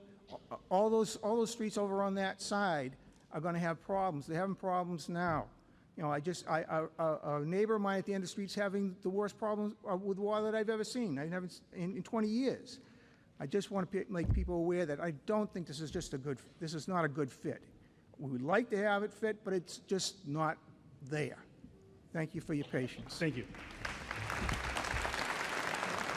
May I ask which of the voters are standing to speak on the amendment? Yeah, okay, so after the gentleman in the light blue shirt, we will move the question. Excuse me. Ma'am. Thank you, Mr. Moderator. For the record, my name is Donna Robitel, 39 Wilson Road.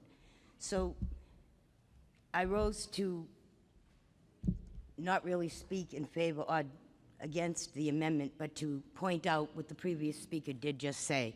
Because I feel that the neighbor and the neighbors that are very concerned about the water, is really to be debated probably in the article, but put the amendment in maybe as a compromise, because I agree with them, I agree with the previous speaker, that we need new schools. As far as debating the ideal location, I don't know if the amendment is the time to do that. I wish that, you know, we could give everybody everything, and maybe that is the way it will go. For Brian Earwood to stand and say, who I met when he was first year as a coach, and his dad before him, I don't think that you need to play football to love Tewksbury football. So this is a real difficult night to be here. I just wanted to make sure that on the amendment itself, that we shouldn't just dismiss water problems. It will go to conservation. In fact, speaking in my former capacity as a member of the Conservation Commission many years ago, but when a lot of this was going on, there will be a lot to discuss, and there will be a, you know, excuse me, I want to cry because I feel really bad about it being like a wedge, whether it be the school or the field, or we just take both. I'm really want to say one more thing that probably remains for the article. Thank you, sir. Thank you. Ma'am? My name is Frances Lee Toth, and I live in 1044 Andover Street. I rise in support of the amendment. I understand that we need both the school and the athletic complex. I have no problem with either one, but not both in the same place. The center school area is so overrun with traffic now. Putting both things together doesn't make a whole lot of sense. We're going to have two schools that'll be emptied out when we add these two schools together in the middle of town. That's going to be a lot of traffic all by itself. If we need a place to put an athletic complex, why can't we use one of those school areas? Why can't we use one of the old places? That's it. Thank you, ma'am. Sir? Al Mancini, 15 Kenneth Lane. I feel kind of embarrassed because everybody else that got up here said what I was going to say. So that's good because it keeps it nice and short. But the thing is, my concern is I feel bad that the football field is as decrepit as it is. And people say that it is a monument to Tewksbury. And my question is, how did a monument fall apart as badly as this has then? Because I tell my kids all the time, take care of your stuff if you want it to last. And if stuff isn't lasting, it may be because it hasn't been taken care of. And then the question is, how did that come about? How did it come about that we're in this boat? Because at this point in time, we really don't have much choice. Because I think we've been put in a corner that the schools are in such bad shape. And there's black mold at the Trahan, and there's standing water, and all of these crazy things. I don't want my kid to go there either. But by the same token, how did it get to this point? And that's my question, I feel like we don't have a choice at this point in time. And if we vote no, then basically, like I said, my kid's going to go to the Trahan next year. And I feel awful.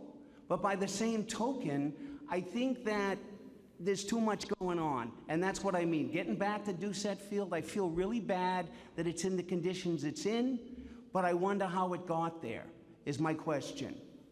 Thank you. Sir. After this voter, we will move the question on the amendment. Sir. My name is Kyle Ganley, 39 Elm Ave. My wife and I couldn't be more proud of this town in the last two big votes. We said no to a casino. We said yes to this building. I'm proud of us. When you hear about the water, the parking, we're going to have open spaces. I think the amendment makes sense. Let's build a complex elsewhere where there's room and build the new school.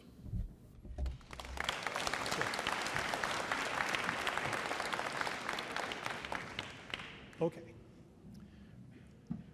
We have a motion to move the question. The purpose of this motion is to end debate on this amendment, the amendment only, not the article. If you wish to end debate on this article, vote in favor of moving the question, on this amendment, sorry, vote in favor of moving the question. If you wish to continue debate on this amendment, vote in opposition to moving the question. All those in favor of moving the question, please signify by saying aye. Aye. All those opposed signify by saying no. We will move the question. On the amendment,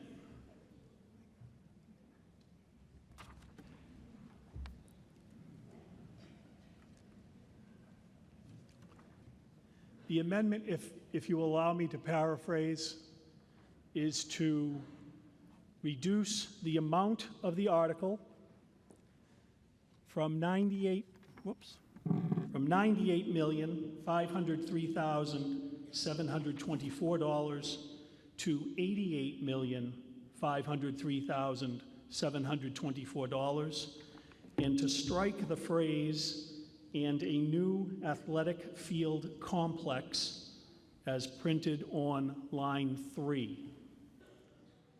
This is a large crowd, and I don't like voice votes unless I'm pretty sure how they're going to go, and I'm not sure how this one's going to go. So we are going to do a standing count. I need the people in the back of the hall that are standing against the wall to find a seat.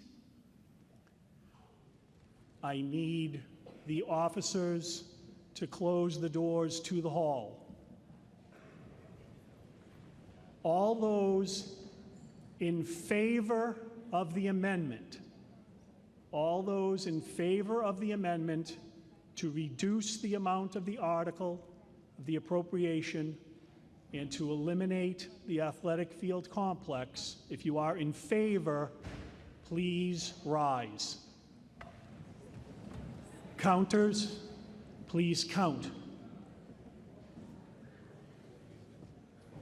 And just so, yes, Mr. Panelitis. Yes, and just so everyone knows, while the article itself is a borrowing article that requires a 2/3 vote for adoption, an amendment to the article requires only a majority vote to pass.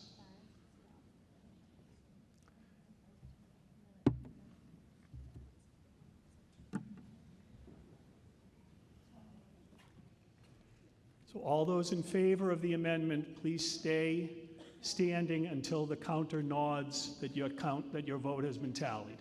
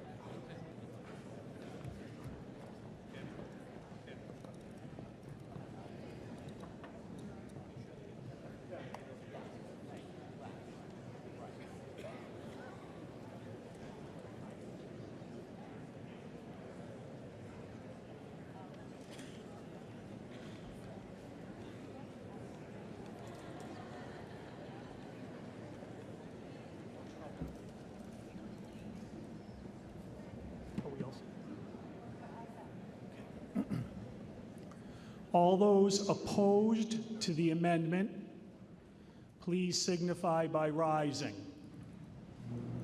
Counters, please count.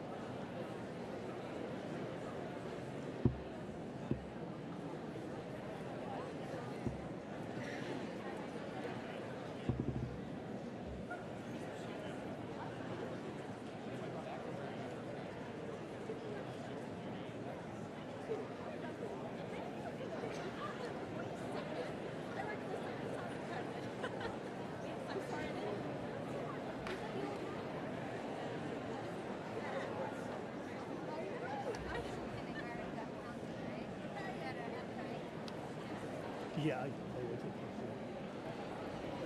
so. I'll make sure, though.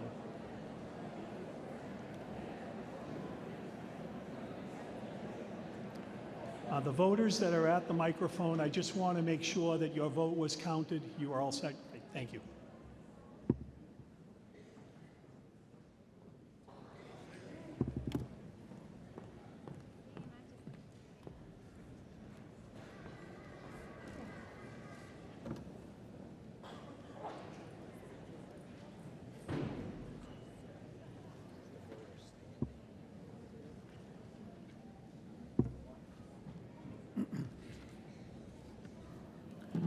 On the amendment, yes, 198, no, 641. The amendment fails.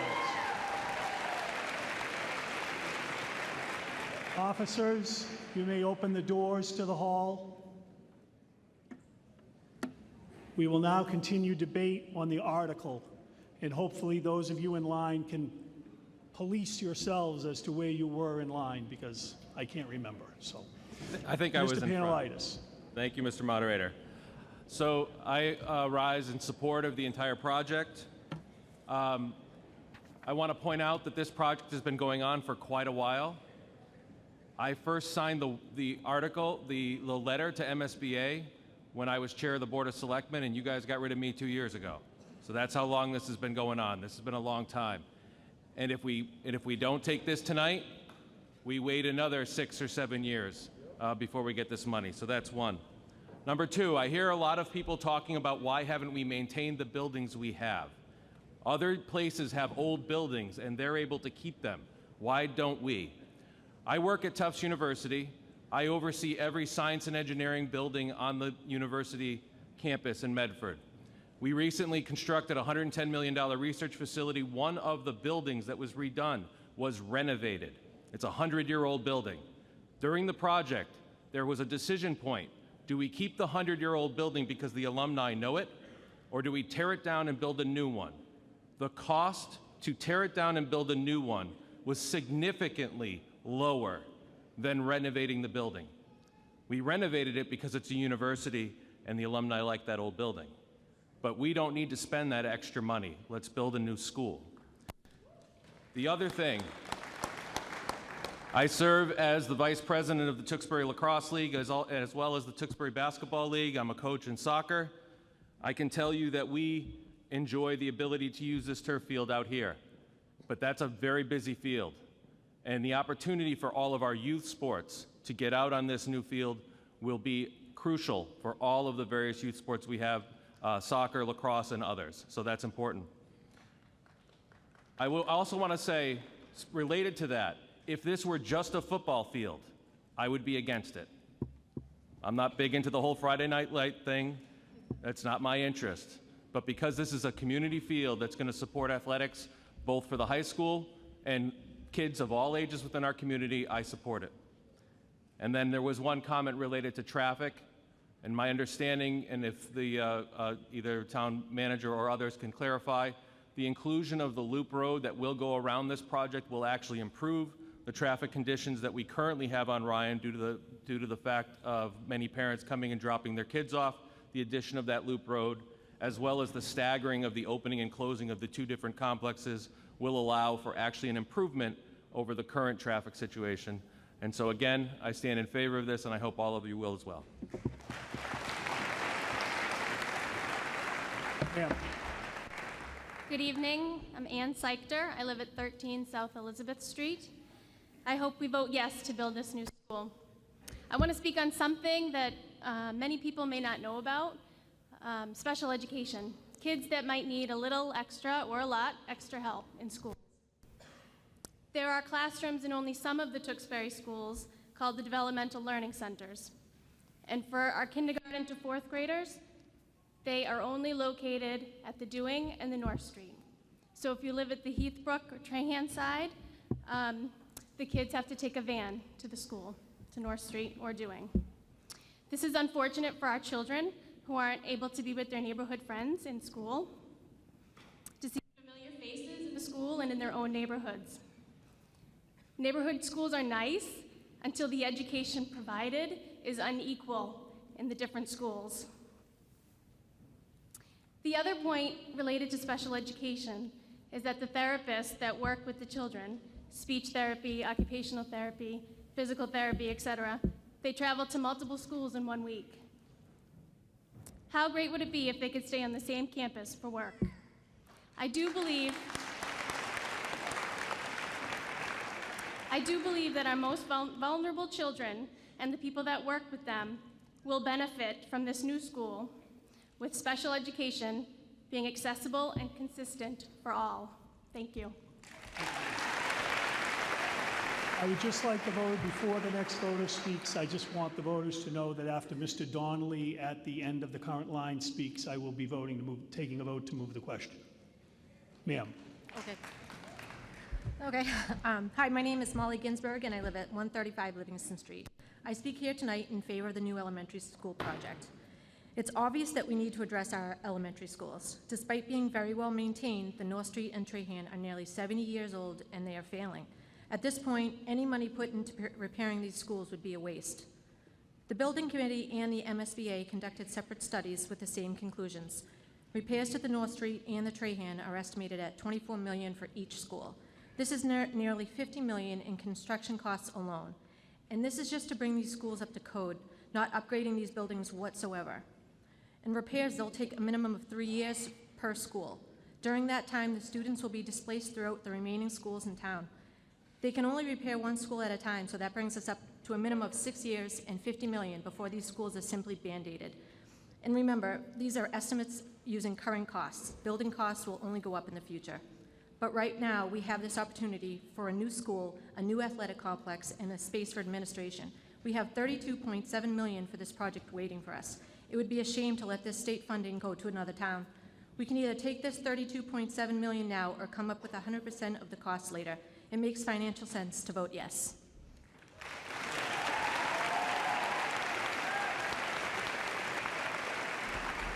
Sir.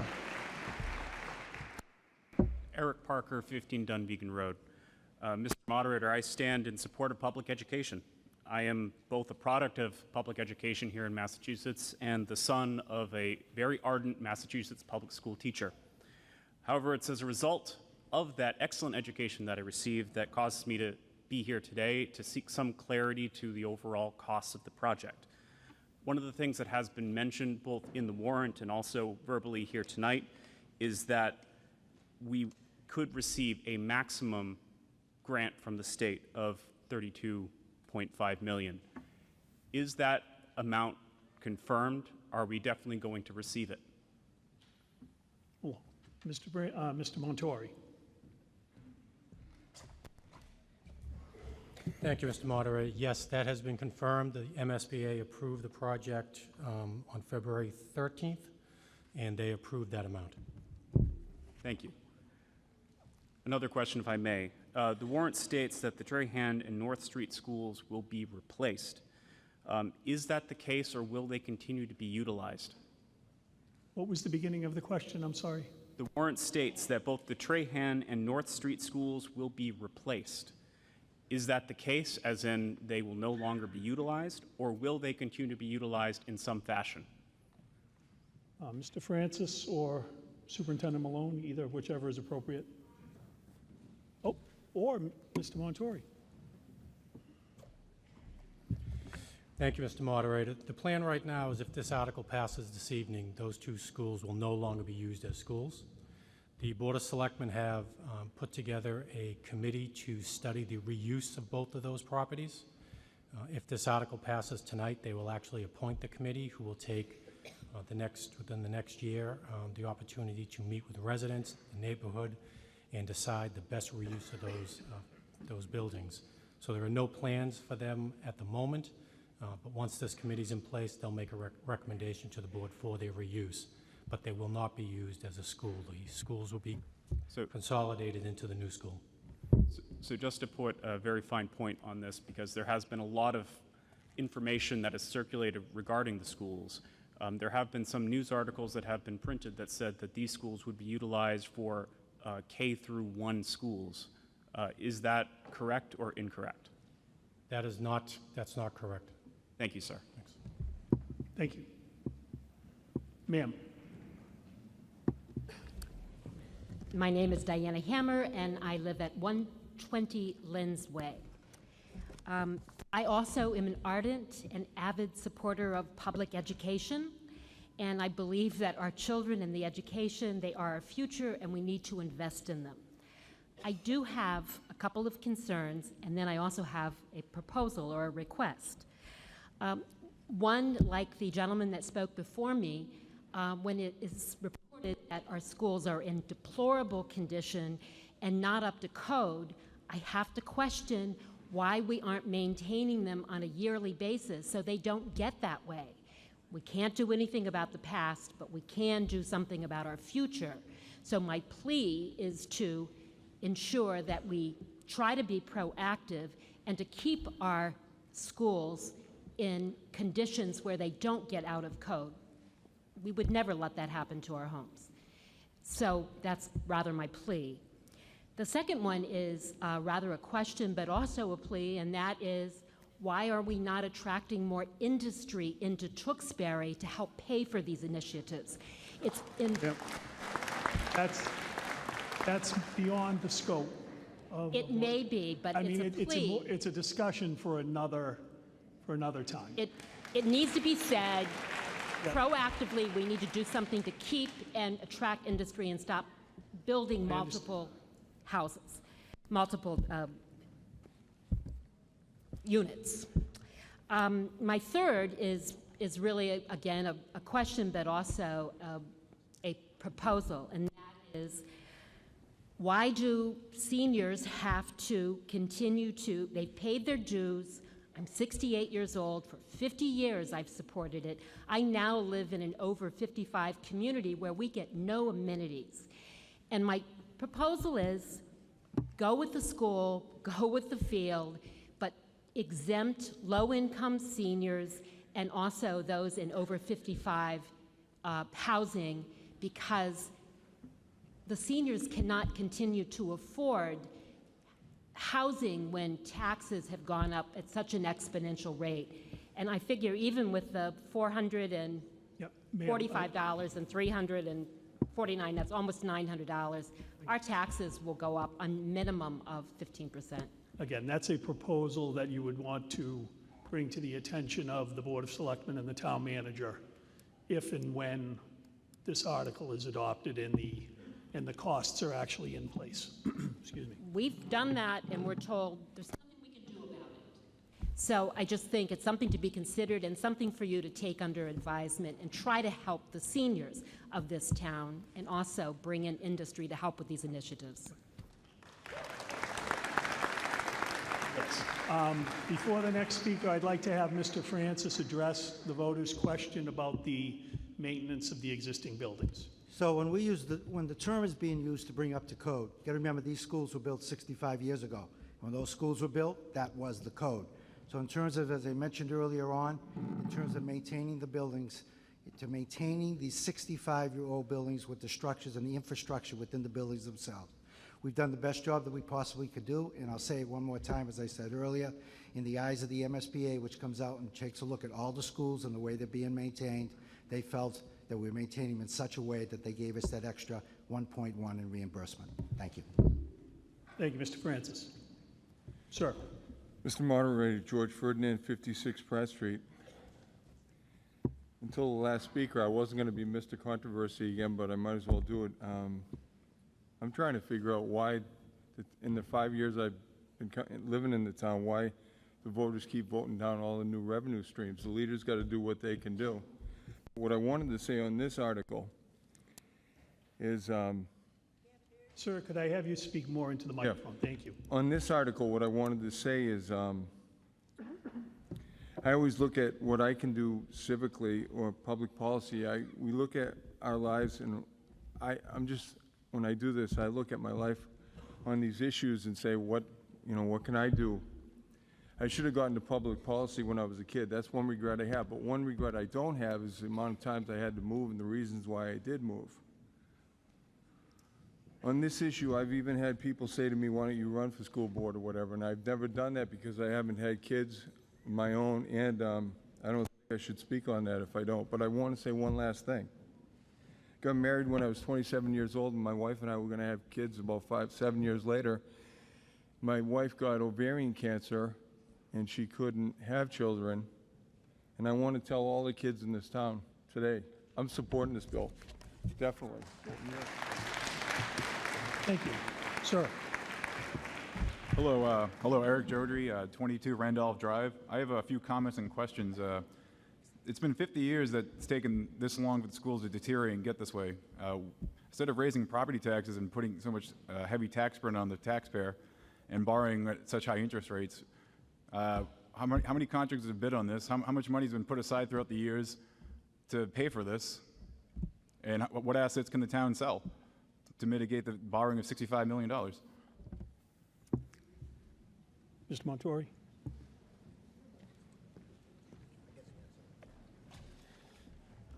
So if we can go back over the questions, just to make sure I have them. As far as selling property to mitigate the cost, we really don't, other than the schools that would be vacant from this, there really is no other property we would consider selling to mitigate this cost. What about the two elementary schools, your lands that are not going to be occupied anymore? Yeah, we just don't know if we're going to sell them or what the outcome of those properties are going to be until this committee meets and makes the decision or recommendation to the Board of Selectmen. Okay, well then why was money not put aside throughout the years of this? You know, and that's been a question reoccurring all night about why didn't we maintain buildings, why didn't we maintain facilities, why didn't we set money aside? Well, it's questions that need to be answered because it puts a heavy burden on the taxpayer when you should be governing us in a proper manner. Yep, sure, I understand. I can't speak for what happened prior to me being the town manager. I can only guess that other priorities took precedent. Funds were scarce. There's only so much funding to go around, and other priorities took precedent. You need to remember, in the last 20 years, we built a new police station, new library, the Ryan and Wynn schools, a new senior center. So we did a lot in this community. We sewered the entire community. So a lot was done in this community that took funds away from other areas of the budget or other capital projects. And did you borrow for those too? We borrowed for those too. And so how much debt is the current town in? I'd have to go back and look at the numbers, but it's probably over $100 million based on all the outstanding debt. And out of all the income tax collected, how much goes to interest to pay all that debt down? I can't answer that right now without going back to the. It's something the taxpayer should know before implementing another budget. I can go back and look Sir, at that. let the town manager answer your question. Oh, sorry. My apologies. I mean, a fair amount of our money goes to of the budget. About $8.8 million is excluded debt, and that's of a $112 million budget. So that's a little under 10%. And how many contractors bid on this proposal? We haven't gotten that far yet. We are interviewing contractors, and I believe there's 6 or 7 that are interested in bidding on this project that we need to interview if this passes tonight. So does the cost go up or down? We don't know until we start talking to them. We don't know the prices until we meet with them. So would we have to borrow more than $65 million if the budget goes over? We should see the prices go down. I don't anticipate them going up. Okay. Thank you. Thank you. Ms. Constance, before you speak, the lady in the green shirt at the end of the line, I've already indicated my intention to move the question after Mr. Donnelly right in front of you speaks. If you do not move the question at that time, you'll be able to speak, but right now I cannot allow it. Moderator, I had a question to the answer that the town manager gave regarding the person that spoke, that the town manager answered regarding this. Right. If we don't move the question, I will allow you to present your information. I have a answer about the 9 people, the committee, and I have a question about that I'd like to ask. If we don't move the question, you'll be able to ask that question. Move the question, I won't have the answer before the question. Those are the rules. Moderator, may I ask one more thing? I'm sorry? I have a question about what the town manager answered because I have different information that was given to me prior Right. to this meeting. And again, if we do not move the question, you will be able to speak. Mr. Consul. Thank you, Mr. Moderator. I'll be brief. Speaking as someone who served on the school committee for 15 years, as I mentioned previously, a lot of questions been raised with respect to maintenance and why maintenance wasn't done to the buildings. Quite frankly, maintenance is done to the buildings, has been done to the buildings. But if you take a building that was designed in 1957 or 1963, where then the code was one outlet in a classroom, because nobody was using computers, nobody was using the technology they do today. Special education, there was no special education in the 1960s when these buildings were designed. Now, the regulations in the code requires us to have so many square feet per child in a classroom, so much sunlight, the size of the windows are prescribed by code. It requires you to have substantially separate areas for instruction of children with special needs. Mostly, fortunately, in Tewksbury, we try to do inclusion and include those children in classes to the greatest extent possible, and my daughter was a beneficiary of that, Mr. Moderator. As you know, Mr. Moderator, from having served with me on the school committee, in those years where it's very lean and the budget gets cut and cut again and cut the following year, you're left with those difficult decisions. Do we keep teachers in classrooms, or do we try to put it into the maintenance budget? And there have been a lot of difficult decisions and votes that were made over the years. We both participated in them, and we came out in favor of keeping teachers in classrooms to the greatest extent that we could. Just as on your home budget, the roof might need to be repaired, but you pay the mortgage first, then you pay the utilities, and then you buy the food, and then you work on the maintenance budget. Unfortunately, it does tend to be last. And we've learned from that. We've learned to try to budget accordingly and prospectively and to put money aside. And there's been money in the budgets for this school, for the Ryan School, for the Wynn Middle School. I think as a community, we've gotten much better at that, and we'll continue to do so as we move forward. But the fact of the matter is, as my mother used to say, you can't make a silk purse out of a sow's ear. You get to a point where the building no longer supports what its original intention was, and it is, as a previous speaker, Mr. Panleta, stated, it's cheaper to build new than it is to renovate. I urge you to support this article, and I urge you to adopt the article. Thank you. Pam. Carol Marquis, 6 Sharon Street.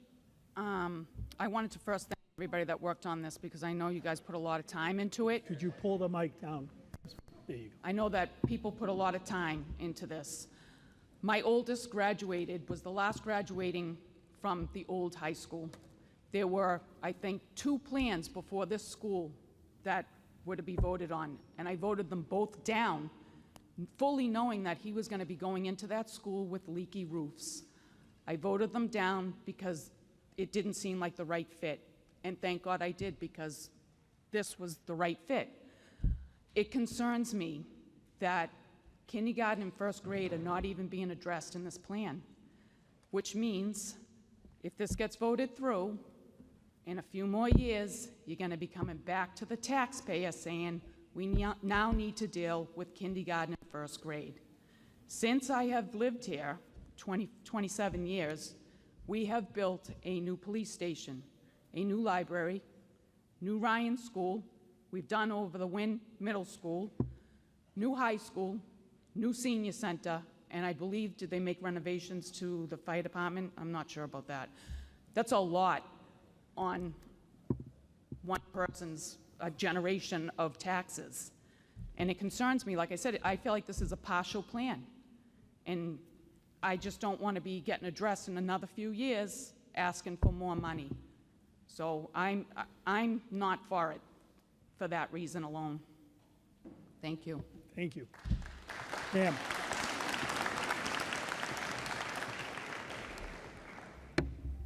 I'm Donna Haynes from 12 Monroe Circle.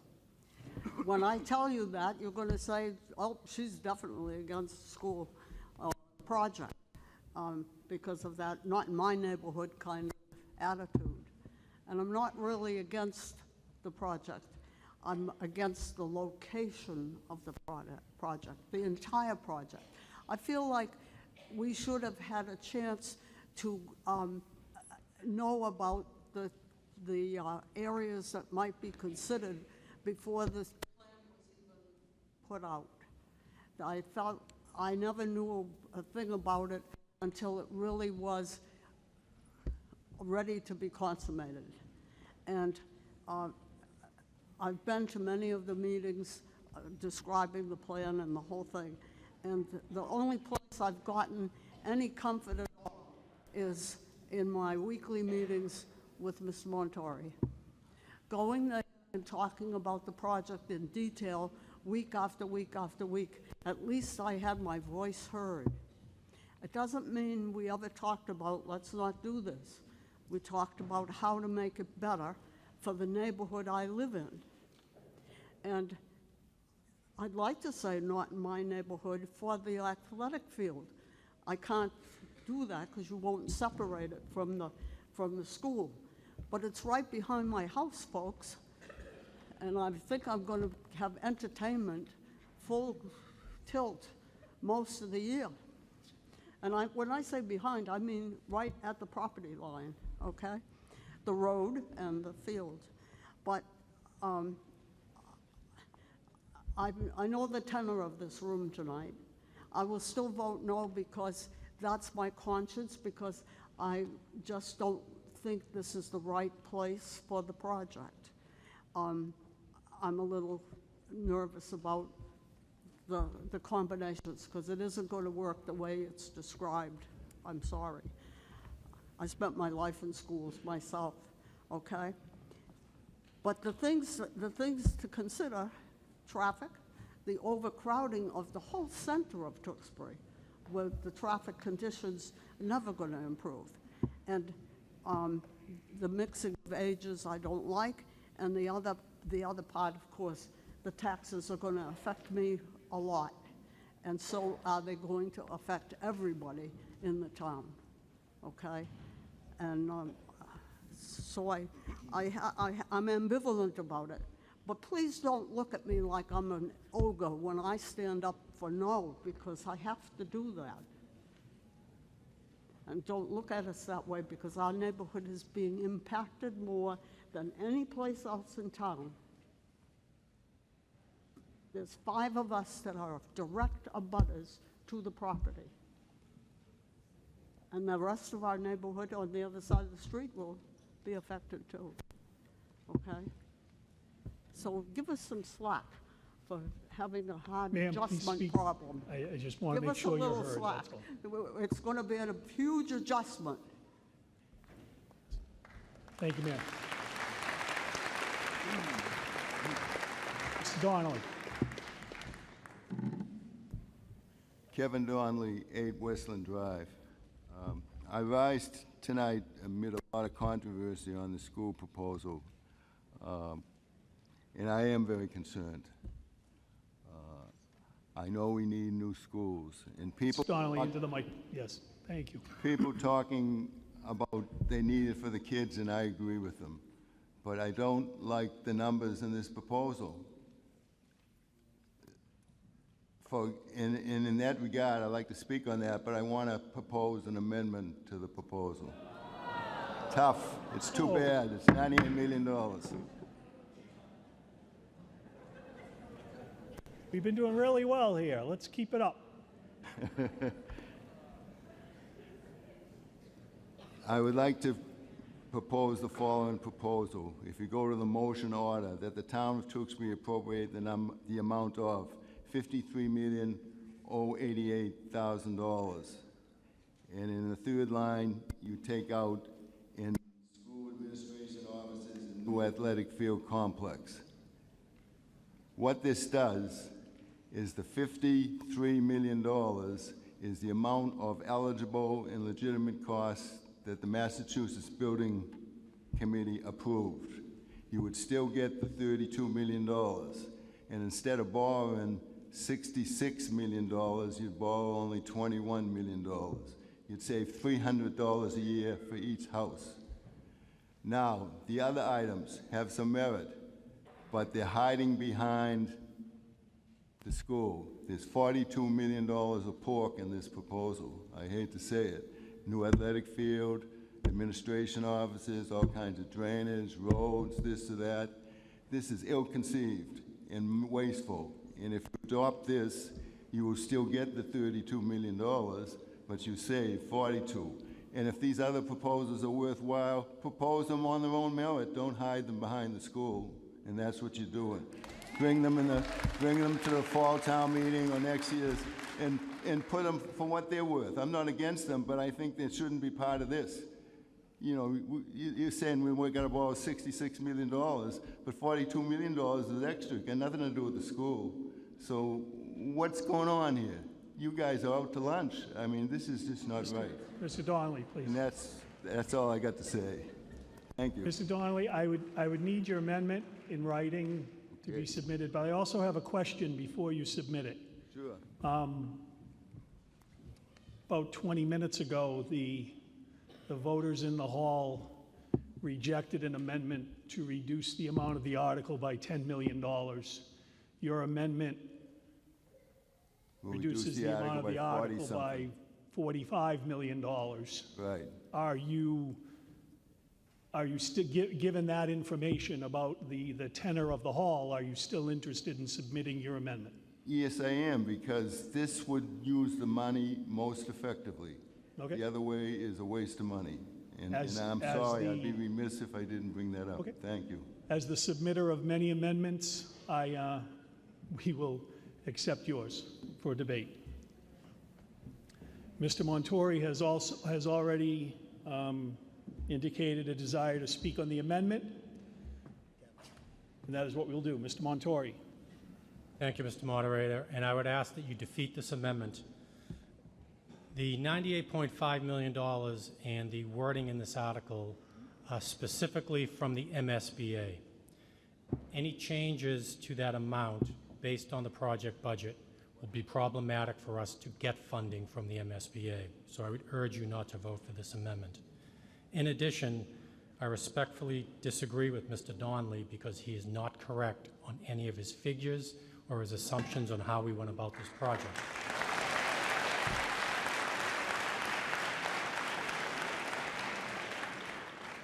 $53 million will not build this school or build this complex. Please vote against this amendment. Thank you. Before we continue, I just want everyone to know in the hall that we've sort of reset here. We are now debating this new amendment. After we finish debate on this amendment and vote on this amendment, we will then move the question on the article itself. So if you wish to speak on the amendment, you are welcome to do so. Mr. Moderator, I move the question.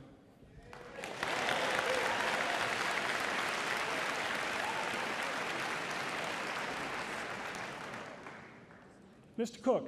We tried that on a voice vote? The moving the question? Yes. The vote on the amendment itself? Yes, voice vote. That's what I'm saying. We'll do that first. And if I'm confused, which my wife says happens a lot, we'll do the standing count. But first, we have a motion to move the question. We are moving the question on the amendment. I got to get my cheat sheet out. The purpose of the motion to move the question is a motion to end debate on the amendment. If you wish to end debate on the amendment, vote in favor of moving the question. If you wish to continue debate on the amendment, vote in opposition to moving the question. All those in favor of moving the question, please signify by saying aye. Aye. All those opposed to moving the question, please signify by saying no.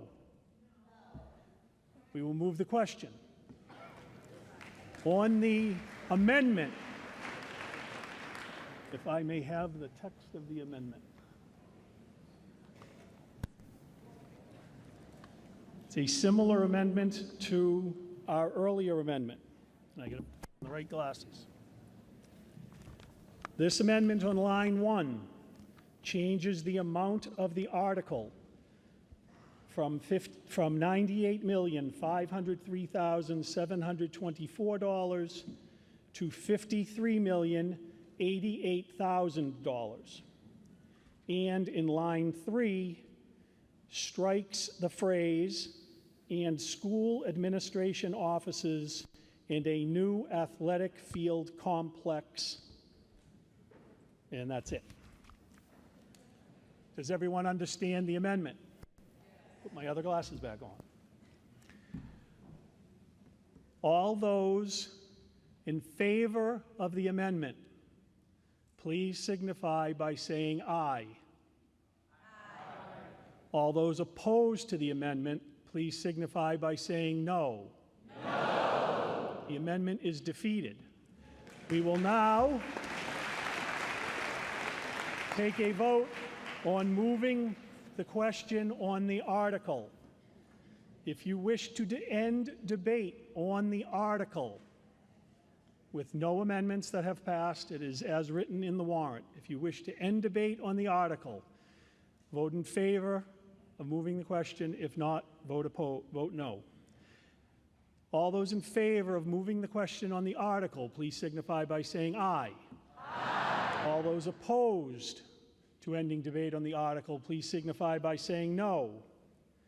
We will move the question. Now, I'll again need those people standing in the back to find a seat if possible. This is a borrowing article, which we cry is a 2/3 vote and a standing count. May I also ask that, is anyone in the hall that wishes, anyone in the outside area? No? Then please close the doors. I want to make sure everybody that's outside the hall has a chance to come in if they wish to vote before we close the doors. Okey doke. Okay, back to this one. I'd like a secret ballot, please.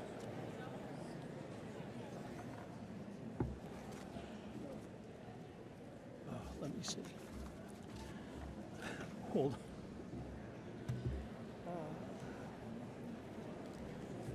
You're requesting something that I have to look in the book for. I didn't hear anything. I had a secret ballot request. I've had a request to change the method of voting to a secret ballot. What I have to find out is whether that's in order. So please bear with me. Don't yell at me. I didn't make the motion. I'm just trying to figure out the right answer. Hold on. Yes, what's your point, Ms. Wellman? I have the book.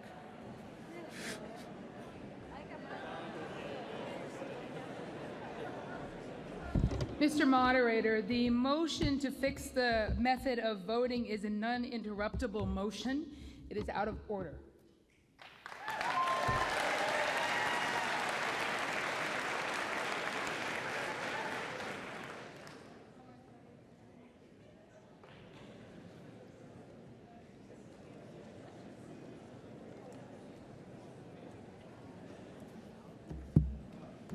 Yes, because we have approved moving the question, a motion to fix the method of voting is not in order at this time. So we will take a standing count for this article. Is everybody in and the doors are closed? Back to seeing glasses. All those in favor of Article 8, please signify by rising. Counters, please count.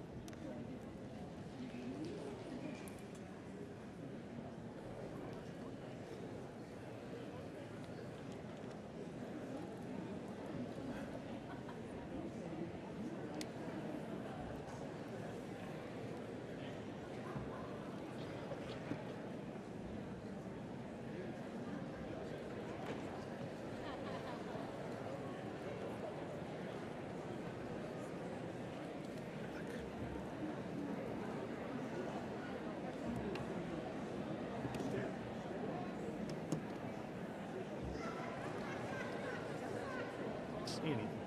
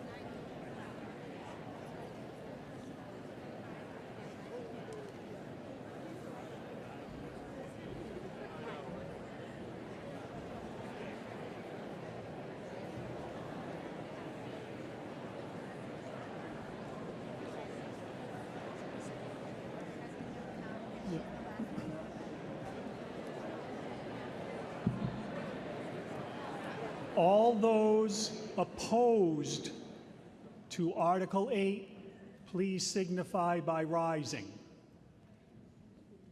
Counters, please count.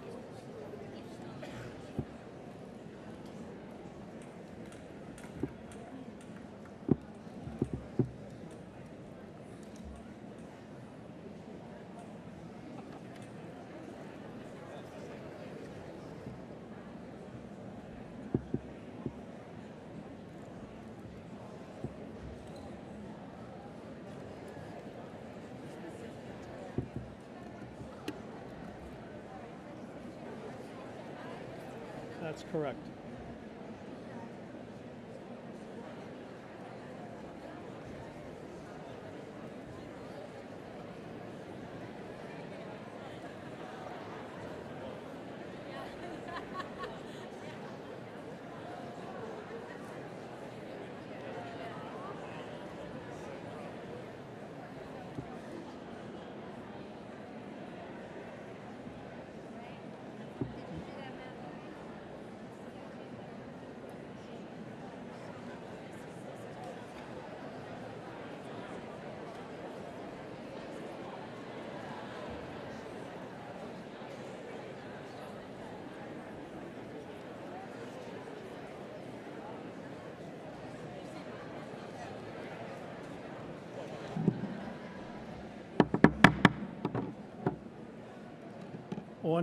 On the motion to adopt Article 8, Yes, 678.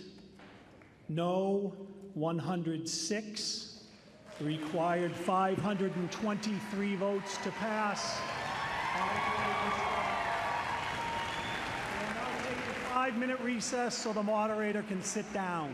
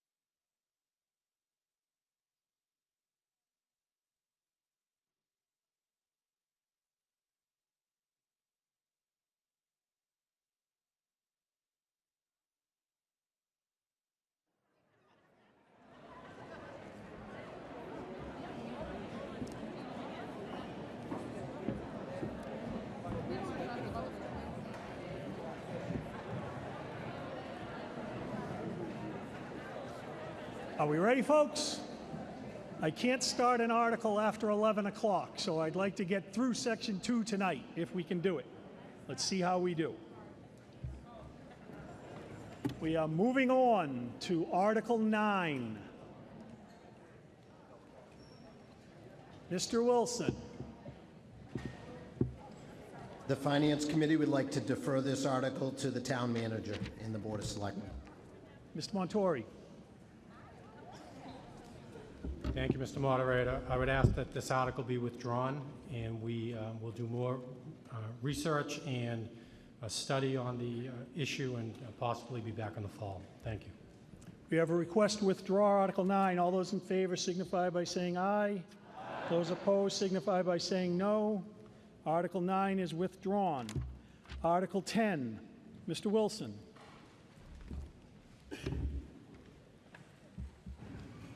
The Finance Committee would like to adopt as amended Article 10, where we will transfer $1,264,416 from the stabilization fund for the purpose of this article. Do we have the amendment?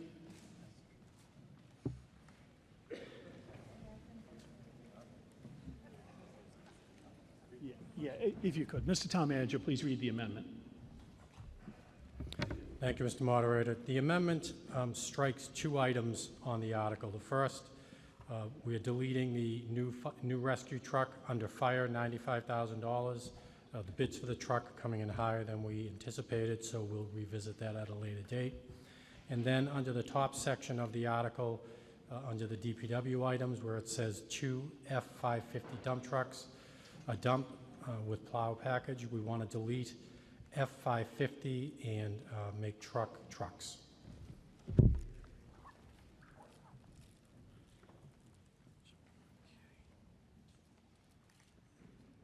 Is there any discussion on the amendment?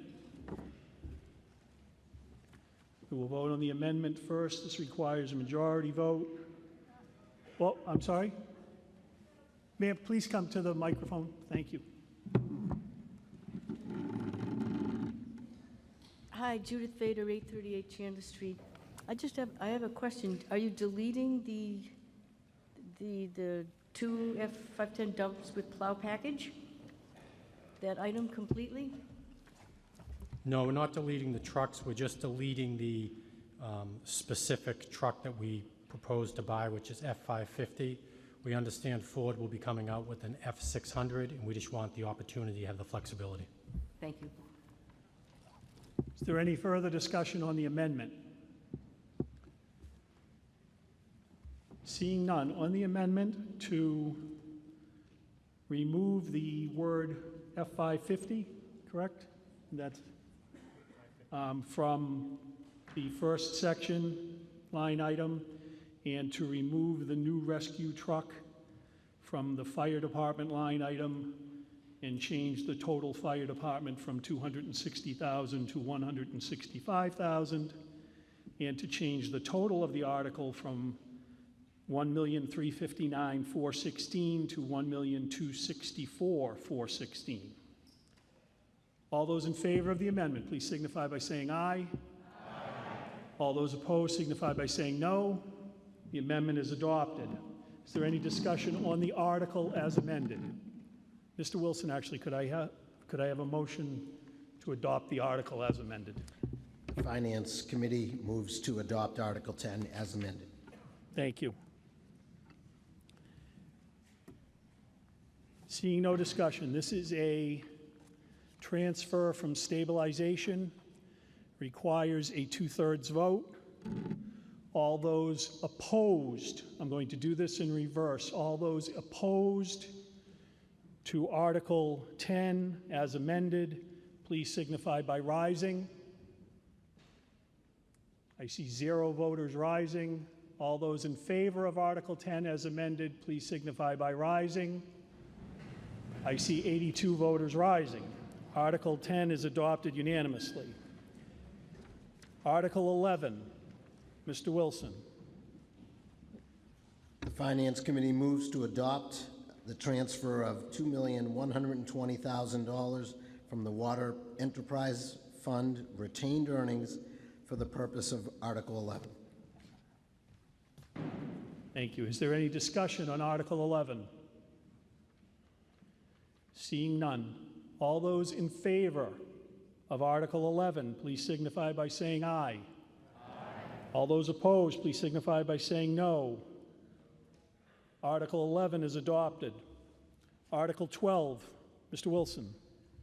The Finance Committee moves to adopt Article 12 to appropriate $2 million for the purpose of this article. Thank you. Is there any discussion on Article 12?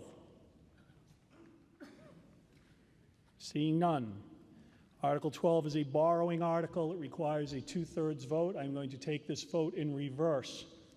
All those opposed to Article 12, please signify by rising.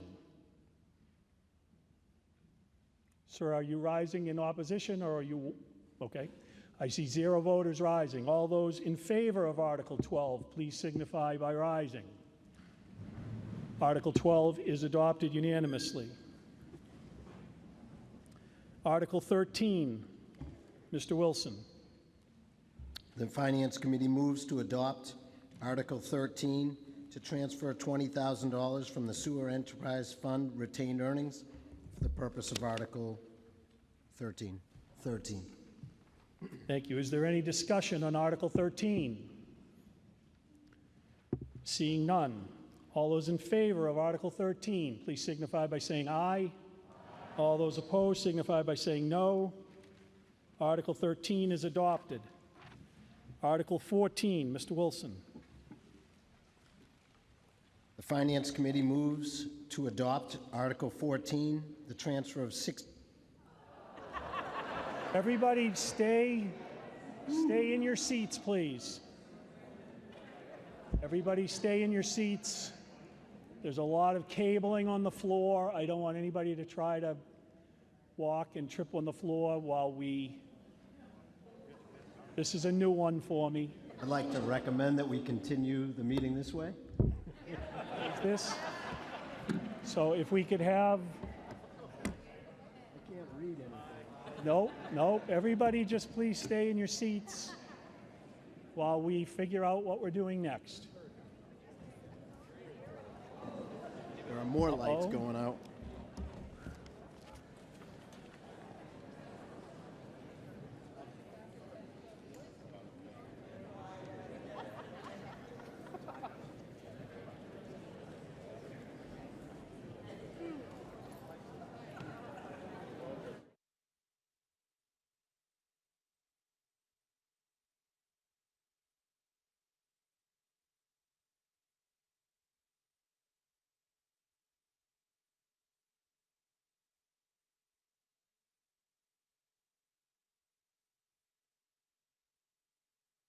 Okay. Yes, we can continue.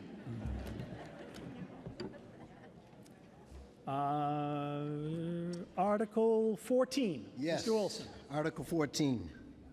The Finance Committee moves to adopt Article 14, the transfer of $60,591.08 from bond premiums for the purpose of the article. Thank you. Is there any discussion on Article 14? Seeing none. All those in favor of Article 14, please signify by saying aye. Aye. Opposed, signify by saying no. Article 14 is adopted. Article 15, Mr. Wilson. The Finance Committee moves to adopt Article 15, the transfer of $52,500 for the purpose of this article. Thank you. Is there any discussion on Article 15? Seeing none. All those in favor of Article 15, please signify by saying aye. Opposed, signify by saying no. Article 15 is adopted. Article 16, Mr. Wilson. The Finance Committee moves to adopt Article 16. Is there any discussion on Article 16? Seeing none. All those in favor of Article 16, please signify by saying aye. Opposed, signify by saying no. Article 16 is adopted. Article 17, Mr. Wilson. The Finance Committee moves to adopt Article 17. Is there any discussion on Article 17? Seeing none. All those in favor of Article 17, please signify by saying aye. All those opposed signify by saying no. Article 17 is adopted. Article 18, Mr. Wilson. Yes, the Finance Committee moves to adopt Article 18. It is to appropriate $458,790 from the Community Preservation Fund undesignated reserve for the purpose of this article. Thank you. Is there any discussion on Article 18?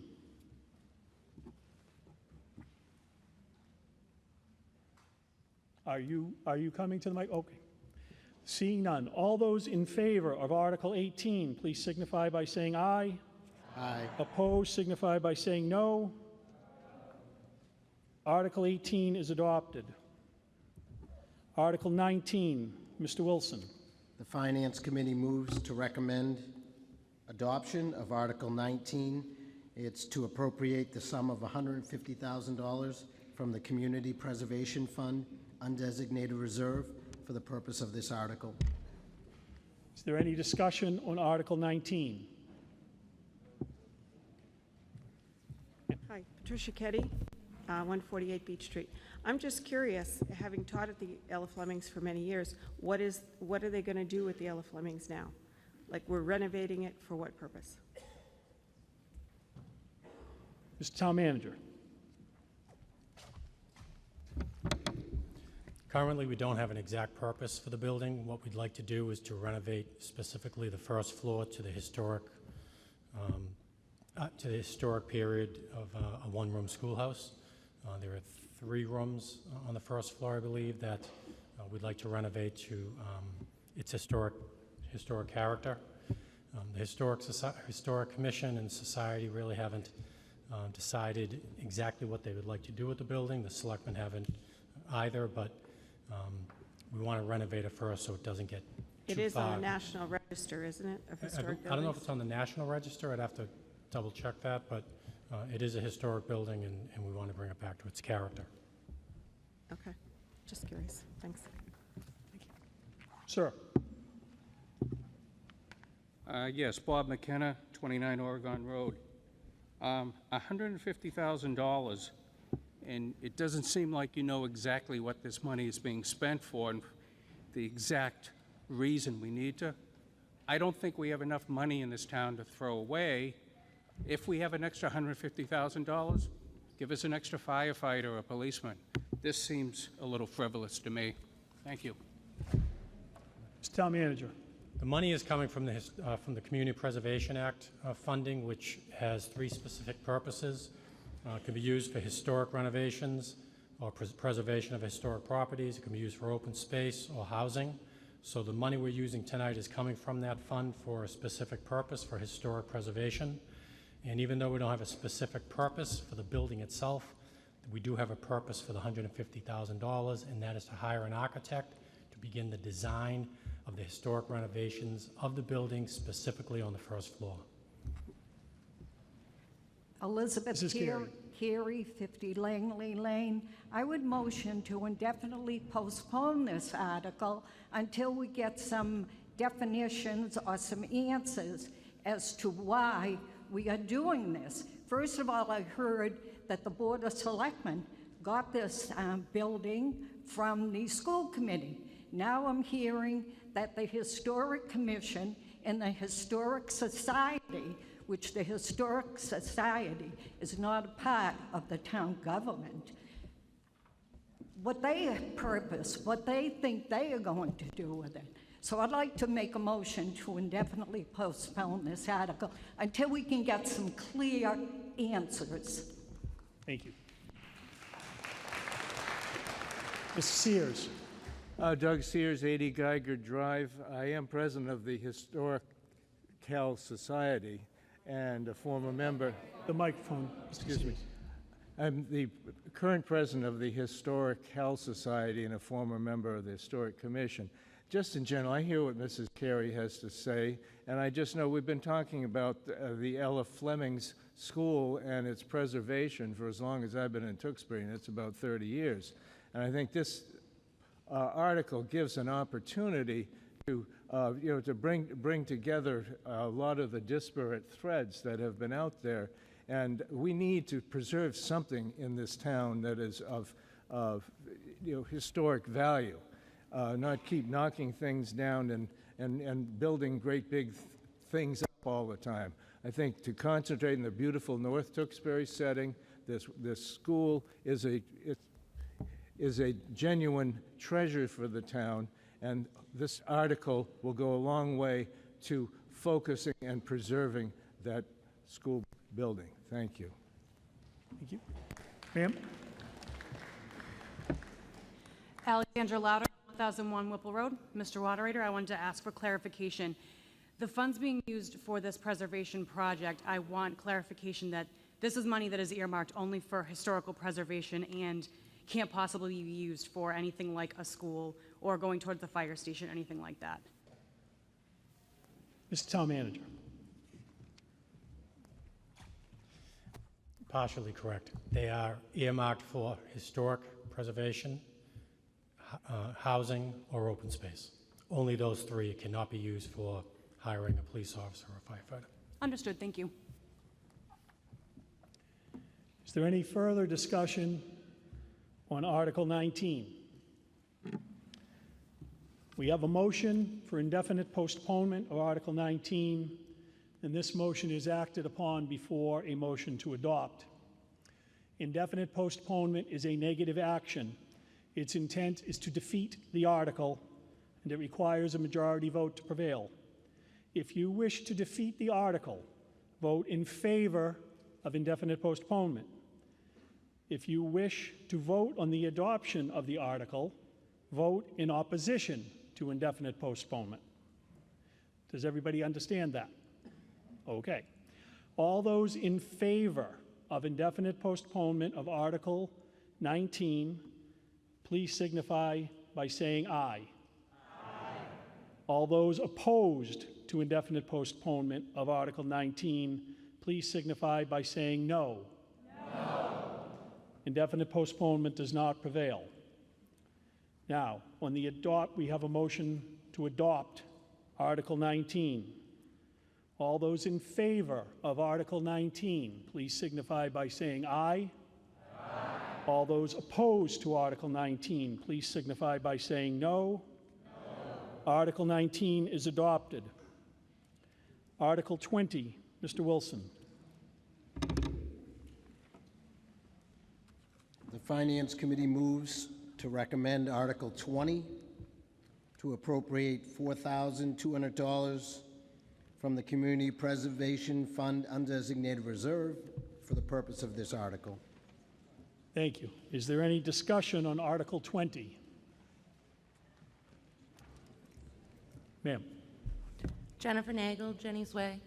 As far as how they're removing the poison ivy, do you know what they're using?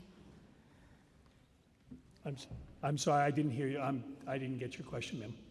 I'm looking to find out what they're using to remove the poison ivy, like Roundup or... Do we know the answer to that question yet? I'd have to look, but okay.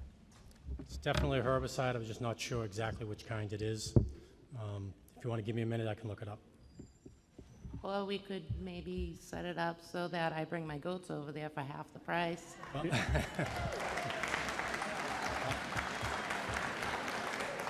I could bring them 3 times over the next 5 months. I mean, we can talk about that.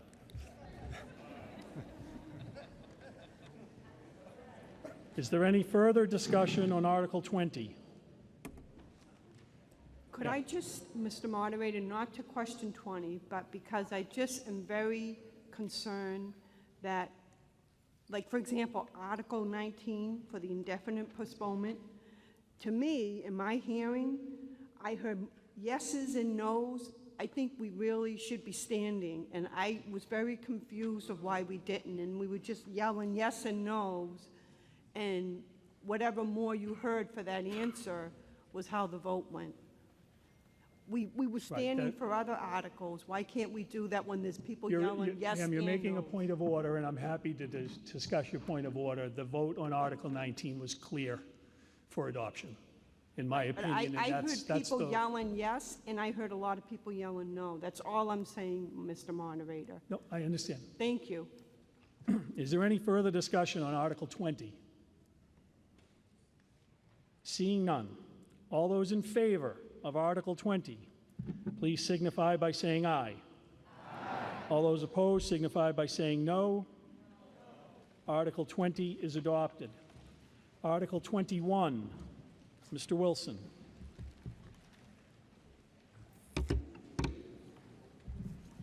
Yes, the Finance Committee recommends indefinite postponement on Article 21.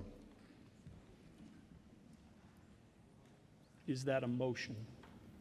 Is it a recommendation or a motion? A recommendation. Thank you. Mr. Town Manager, as the sponsor of the article, would you like to have a member of the Board of Selectmen, if there's, you know, I need a resident to make a motion for adoption. Mr. Kelly made the motion for adoption. Is there any discussion on Article 21? I'm sorry? Town engineer.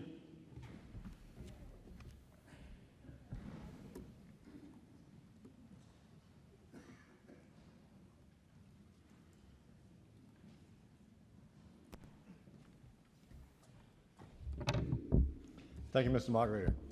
Kevin Hardiman, Town Engineer. In August of 2016, the Massachusetts Legislature passed the Municipal Modernization Act. The purpose of this act is to grant more local control and encourage efficiency. A component of the act was the creation of Chapter 90, Section 17C. This statute allows municipalities to lower speed limits on thickly settled and municipal districts from 30 miles per hour to 25 miles per hour. To date, a total of 38 municipalities have adopted this statute.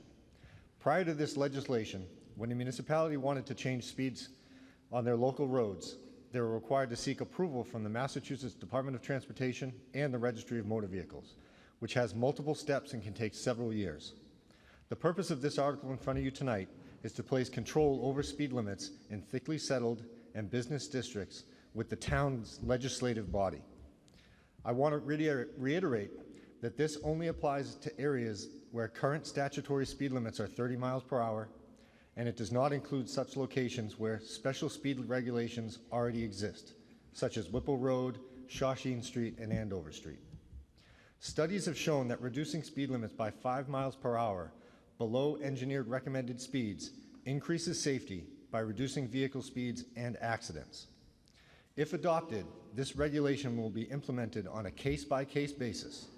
The Tewksbury Police Department and Department of Public Works will assist the selectmen when determining the locations where 25-mile-per-hour speed limits should be established. Although not required by the statute, the process used by the town for determining those speeds will be similar to that required by Mass DOT, in that an engineering study will be performed. This study will be the basis of the Police Department and Department of Public Works recommendations. Any proposed speed reductions will be voted on at a selectmen's meeting at which residents will have the ability to provide comments on the matter prior to approval. Adopting this article will allow the town to capitalize on their ability to locally control speed limits and increase safety to motorists, pedestrians, and cyclists. Thank you. Thank you. Sir. Dave Asnavorian, 12 Marie Street. I rise in opposition of the article as it is written. I applaud the Board of Selectmen and the town manager for wanting to do the right thing.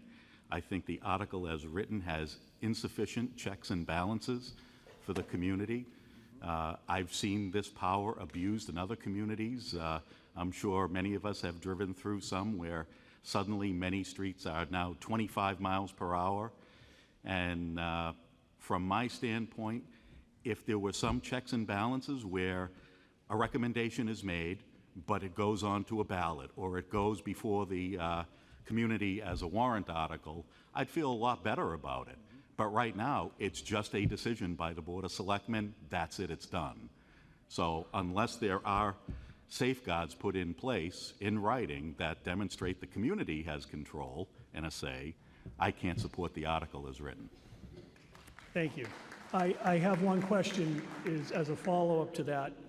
As this is a vote to accept a state law, is there anything in the law itself that describes or outlines the process that the Board of Selectmen would have to follow in order to implement? Okay, thank you.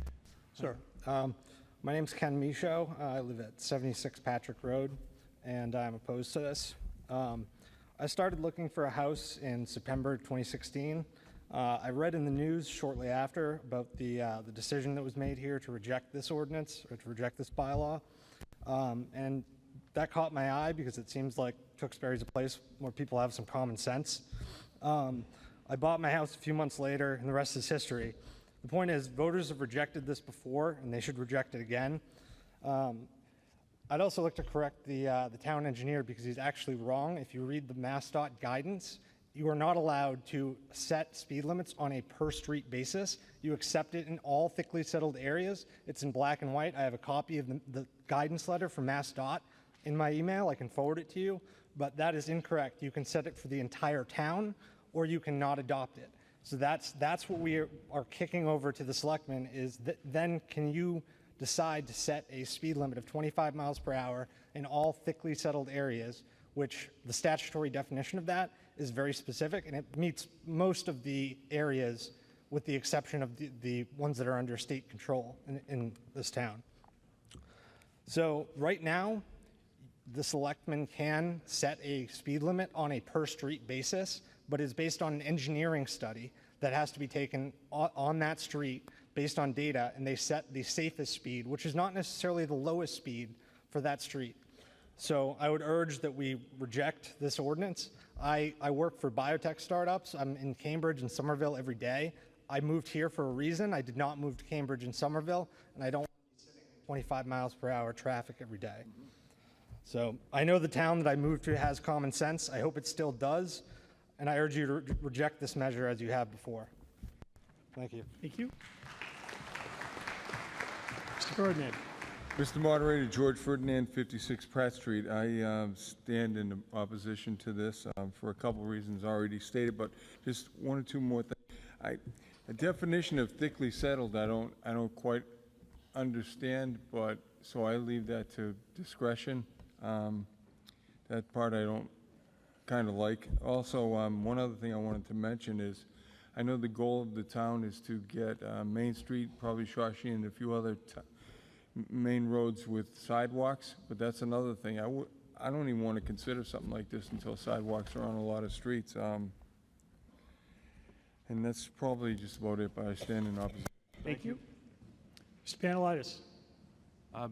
Thank you, Mr. Moderator. Before my comments, I'd like, for point of information, maybe the town manager or the engineer could explain how much would a traffic study for a typical speed limit cost the town? Mr. Montori.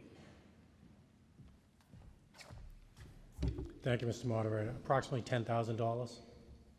So just to be clear, every time that we want to change the speed limit in any particular space, we need to spend $10,000 to then convince the state that that's okay to do that. I reside on Foster Road, the speedway of Foster Road, and I'm in favor of trusting our elected officials and our staff and our town to make good decisions for us, and I'm in favor of the article. Thank you. After Mr. Crabman speaks, I'm going to move the question. Bob McKenna, 29 Oregon Road. I have a question. I'm wondering on this article if our police department has an opinion on it. I trust the opinion of our police department on speed limits more than I do maybe town selectmen. Might not be their area of expertise. I'm curious if the police have an idea. Thank you. Thank you.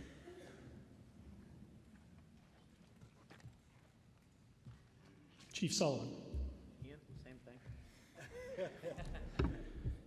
Tim Sheehan, 101 Balsam Place. Holy sh! Also a resident and your police chief. Wait, I have to say, I've known Chief Sheehan for street hockey together. 50 years. and I just got his name wrong. So that's why I didn't run for re-election in 2014. Chief, I'm sorry.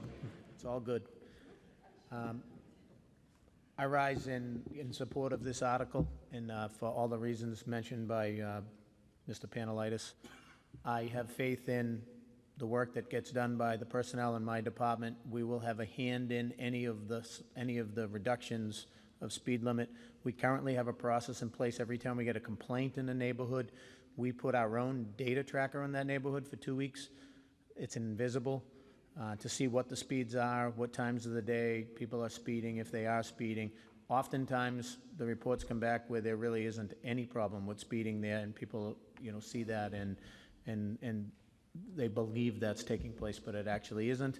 And then after that, we do radar enforcement and put the speed boards out there and everything else. So I've spoken at great length with the town engineer and the town manager with respect to this. The processes that'll be in place will protect and are just as intense and comprehensive as the ones when we have to pay $10,000 and go to the state for this. So I rise in support of this article and say that local control over some of these areas of the speed should be something that we support. Thank you.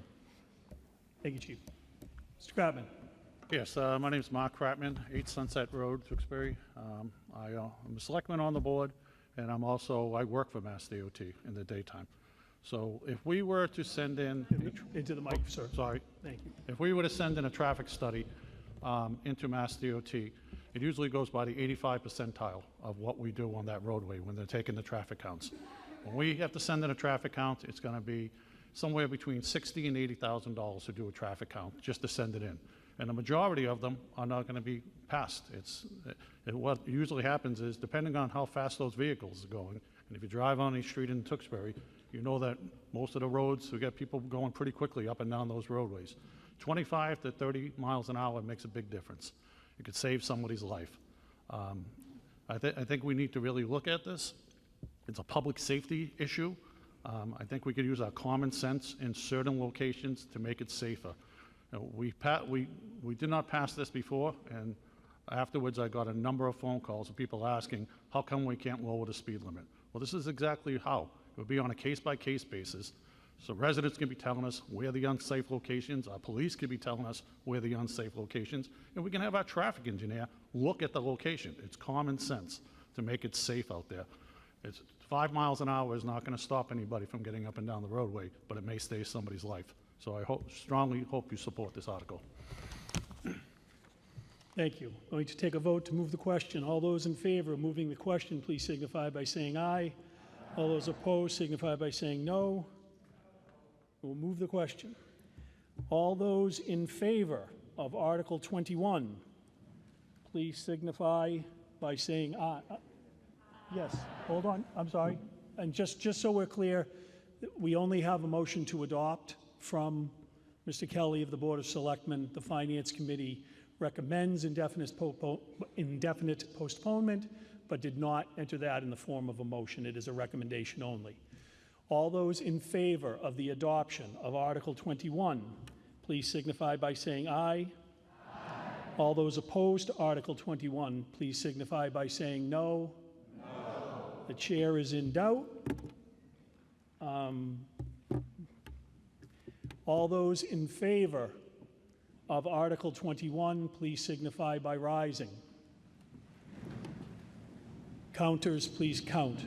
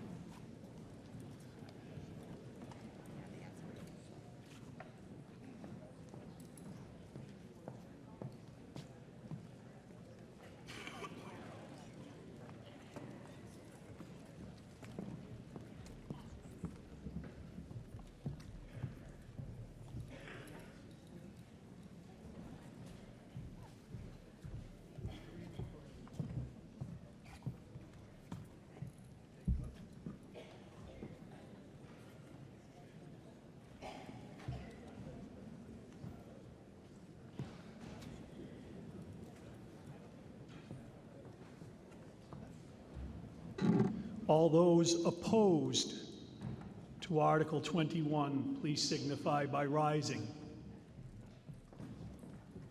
Counters, please count.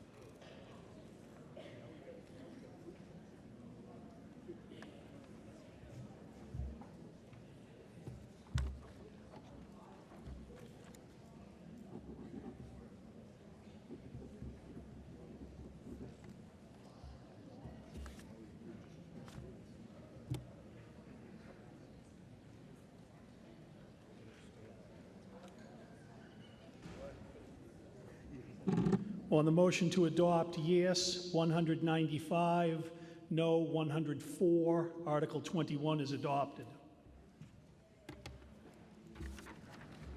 Article 22, Mr. Wilson. Yes, the Finance Committee recommends indefinite postponement. It is not a motion. Okay, I have a motion from Board of Selectmen for adoption.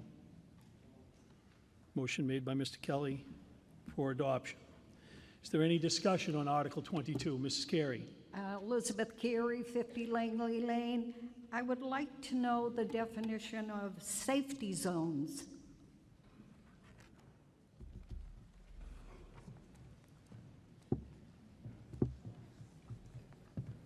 Town engineer.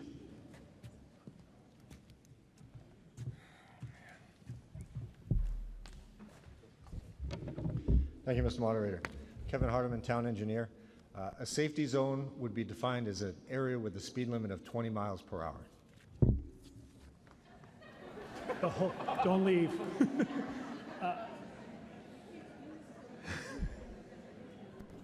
Yes, go right ahead. I have to let Mrs. Carey follow up. Please, we're here to have some really responsible definitions. A safety zone, it states in the warrant article, 20 miles per hour. What is a safety zone? Is it in front of my home? I would again ask, because this is acceptance of a state law, is there anything written into the state law that defines what a safety zone is?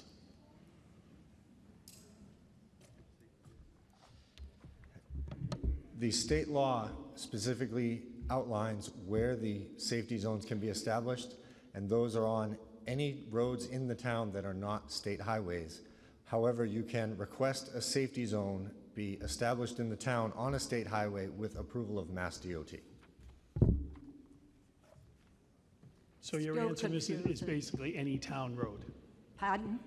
A safety zone could be on any town road. Okay, thank you. George Ferdinand, 56 Pratt Street. Yeah, I stand in opposition to this again because of discretion. You know, safety zone can be anywhere. The one other thing that just boggles my mind is I'm not in favor of anybody getting hurt from any accident. And I think people drive too fast on some of the roads, but does anybody here, can you keep your foot on the pedal and not drive more than 20 miles an hour? Please. Sir. Ken Michaud, 76 Patrick Road again. Just to clarify what they don't want to say, a safety zone is whatever they want it to be. They can define whatever it is, they can put it wherever they want. They don't have to have any standards. So if you're going to go for 25, okay, fine, but 20, really, in Tewksbury? Sir. Bob McKenna, 29 Oregon Road. Again, I would like to ask the police chief what his opinion is on this. I'd like to hear from an expert and not just the town selectman. Thank you.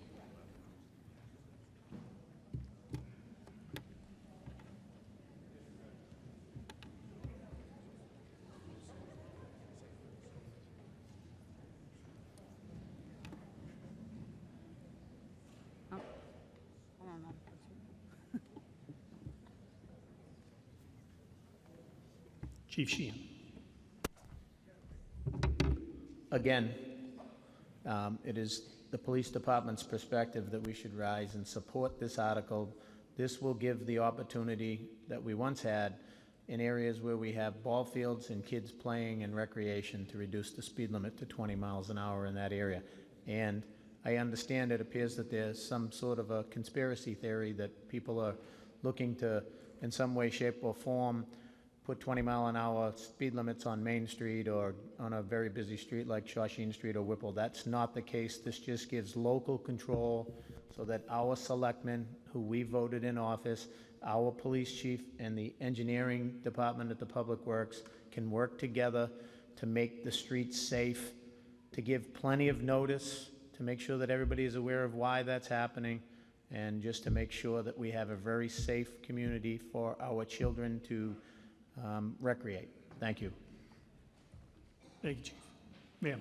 Luann O'Keefe, 175 Patrick Road, and the chief just kind of answered my question about the safety zone being for schools. I see on a daily basis on Victor Road going to the Wynn Middle School, it's a speed zone. So they need to enforce these safety zones of 20 miles an hour because it is you say about common sense. They don't use common sense. Kids are going to those schools, getting off buses, but the parents or the traffic to Ballston Place and that are speeding down that road with no care of the kids. Thank you, ma'am. Mr. Panelitis. I'll just make the same point I made in the last one. We vote our 5 selectmen in each year. We have good staff in our town that continue to serve us. We should trust them, let them do their work, and not require us to waste money to decide where we should be keeping our kids safe. Sir, I have to ask because you've already spoken on the article, I have to ask you to allow the person behind you to speak first, but I'm going to go to the town engineer first. Thank you, Mr. Moderator. As many of you in the room know, you're very familiar with school zones. The Massachusetts state law has specific requirements on how to establish a school zone. The Wynn Middle School, with the geometric configuration of the lot and Victor Drive, do not allow the town to create a school zone for that school. This statute would allow the town to create that school zone, along with a few other schools in town that the town cannot create an enforceable school zone at this time. You know, the other thing that the state statute doesn't allow, it creates school zones, but it doesn't cover playgrounds, ball fields, recreational areas, and that is the intent of this, is to be implemented where there's heavy pedestrian traffic and keep that pedestrian traffic safe by slowing vehicle speeds down. Thank you. Thank you. Sir. Michael Garabedian, 1280 Whipple. I'd just like to ask maybe the chief of police if this is actually a problem that, are we being proactive or reactive here? Is there a problem that we need to reduce our speeds to 20? I understood a little bit when we brought it down to 35 to 25, but down to 20 is really drastic, so I'm just really interested in that.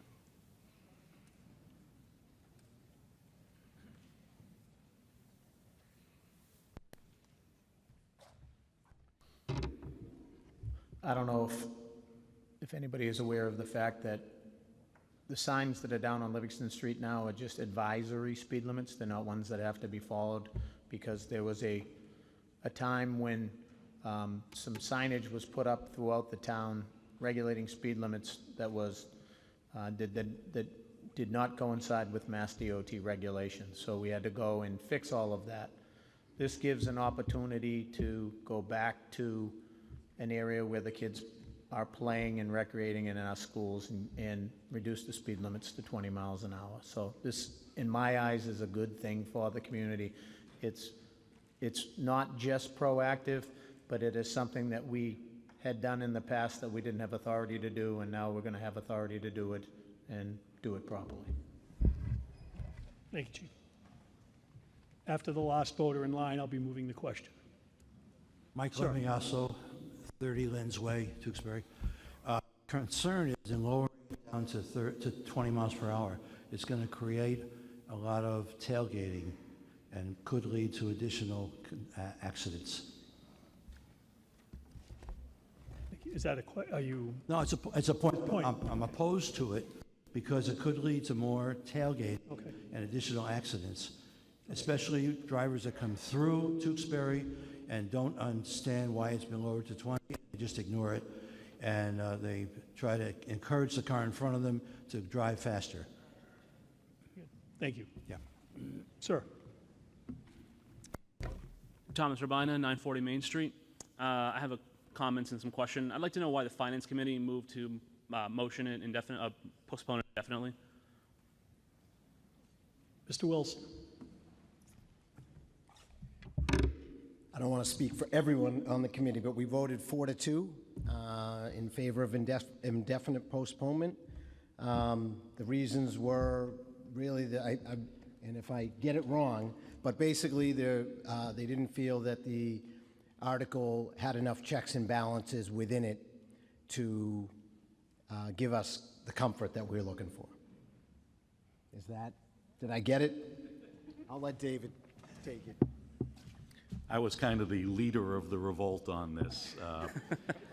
And it's not anything against the Board of Selectmen, the town manager, or even the chief of police. There are checks and balances that you would expect in any decision process to be made. Now, the community will now have no say. Anytime, you heard, a safety zone can be any street in the town. So what's to stop some Board of Selectmen in the future to say, town-wide is just going to be 25 miles per hour? Drive through Belmont. I drive through Belmont every day. One day it was 25 miles per hour town-wide unless posted otherwise. What are the checks and balances? I agree with the ambiguity of it. It is very ambiguous. If they had written in there that the Board of Selectmen will recommend and send a warrant article to a town meeting that we want as a town to decide that this is 20 miles per hour or 25 miles per hour on a case-by-case basis, I would be 100% behind it.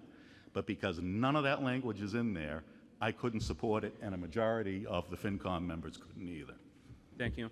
And my question is actually for the police chief. I apologize, you might not be prepared for this right now, but how many requests have you gotten for the speed enforcements on certain streets that actually resulted in enforcement actions over the course of a month, let's say, where your officers ticketed a significant amount of people for driving over the speed limit?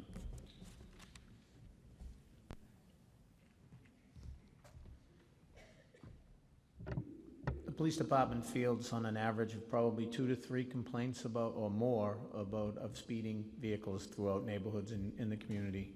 And we have a formalized process. When that happens, we put a data collector down there, and the traffic unit spends time down there. The speed board spend 2 weeks down there. We have a whole list, a whole process that we go through.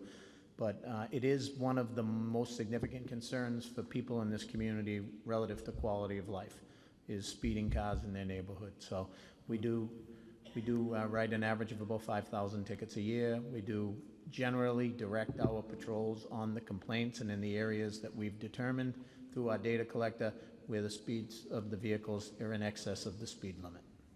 Thank you, Chief. I'd just like to finish by saying that I believe the best way to enforce a lower speed limit or just slow people down is having visible police officers on those streets, that's actually the only thing that's going to slow people down. Thank you. To the two voters who just stood, I've already announced my intention to move the question after the speaker in the red shirt behind you. So I have to ask you to sit until he completes his comments. And then if you want to speak, we can vote against moving the question. Okay. Sir. To speak about the conspiracy comment, I don't think that anybody here thinks there's a conspiracy going on. I think everybody assumes that everybody else is acting in good faith. And sorry, I think everybody believes that everybody else here is acting in good faith. The police chief made a comment about some people seem to think there's a conspiracy about people want to, lower all the speed limits. That's not the case. But the problem is, like the finance committee member said, there's no checks and balances. You might say it's for, areas near schools, but what will happen is there's just the selectmen will vote on this. The only people that will show up to those meetings will be the ones that are complaining. Nobody else will know what happens until the speed limit goes up. And that's the problem with this. Thank you. On moving the question, all those in favor of moving the question, please signify by saying aye. Aye. Opposed, signify by saying no. We will move the question. All those in favor of Article 22, please signify by saying aye. All those opposed to Article 22, please signify by saying no. No.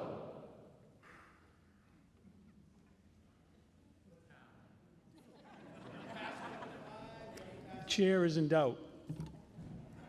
All those in favor, I'm going to do a standing count. All those in favor of Article 22, please signify by rising, and counters, please count.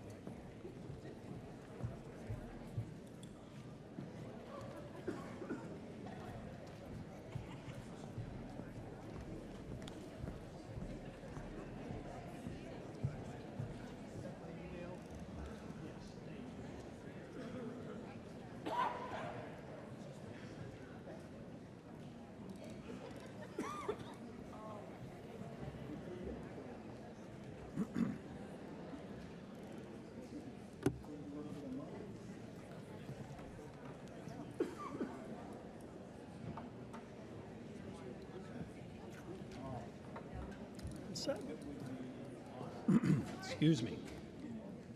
All those opposed to Article 22, please signify by rising.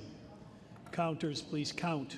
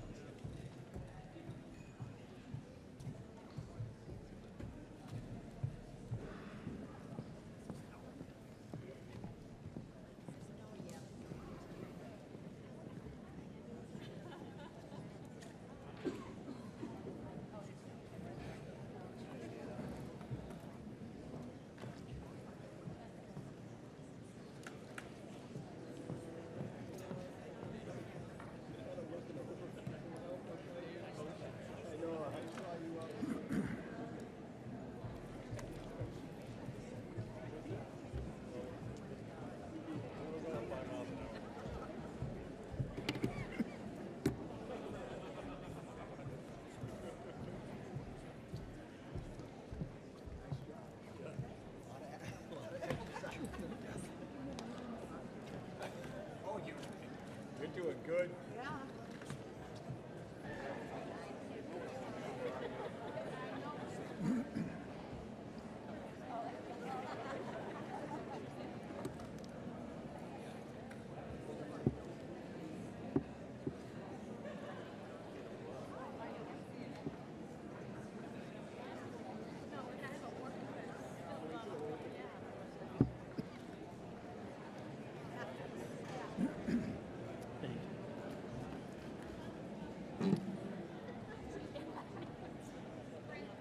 this is... No, I'm all set, thank you. On the motion to adopt, yes 83, no 185. Article 22 is defeated.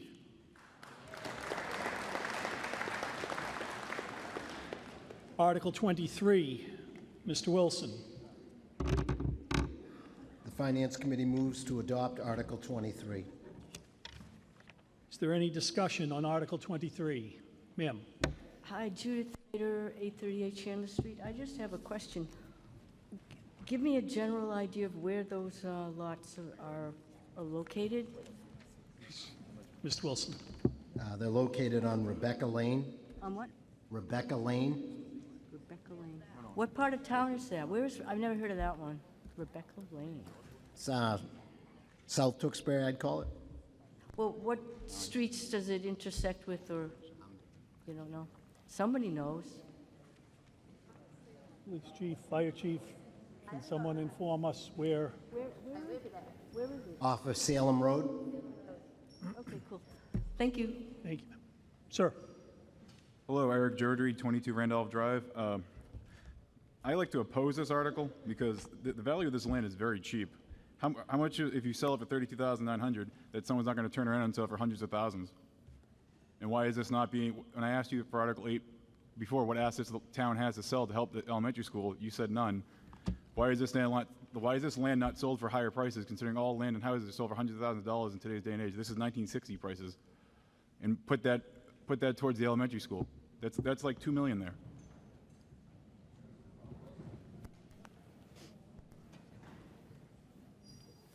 Mr. Sadwick.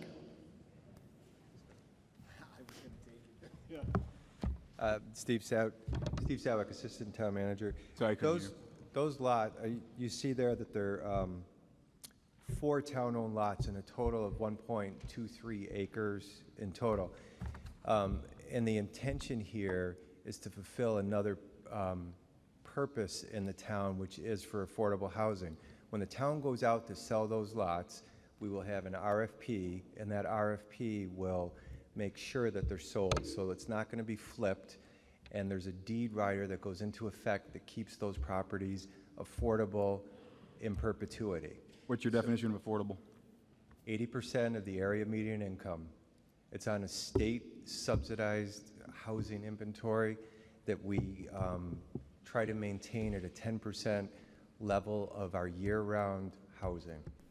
So these lands can't be flipped for hundreds of thousands? No. Okay.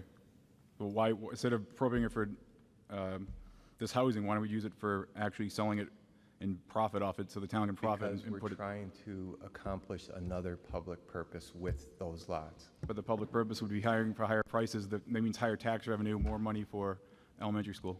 Yes. And if we do not hit a 10% affordable subsidized housing inventory in this town, then we're subject to Mass General Law, Chapter 40B, which would allow for significant densities in single-family neighborhoods. So, like I said, we're trying to achieve another public purpose with these lots. All right, thank you. Thank you, Mr. Sadwick. Thank you, sir. Mr. Panelitis. Bruce Panelitis, Foster Road. Full disclosure as well, I am the president of Tewksbury Habitat Build. I represent an organization that did win an RFP for a project on South Street. We are building our 3rd house under the exact same process that we're talking about here. We took a 2.87 acre lot. We turned it into 3 single-family homes. The third one is currently under construction in partnership with Shawsheen Tech. Students are building the house, and it is going to be designated for a veteran to move into this house. Tewksbury Habitat Build has no rights to this property as of this point. We certainly will be interested in the RFP if it were to pass tonight. But the goal, and as we read in the article, I'll point out, it is for 2 affordable homes. It prevents the process of, for instance, it being sold and somebody, as the assistant town manager just mentioned, buying that property at market and then doing a 40B project where the density requirements in our zoning laws would not govern that, and they could dump a bunch of units onto that very small property. So the current article would protect us, allow us to have 2 single-family homes on that lot as opposed to a much more dense development. Thank you. Thank you. Ma'am?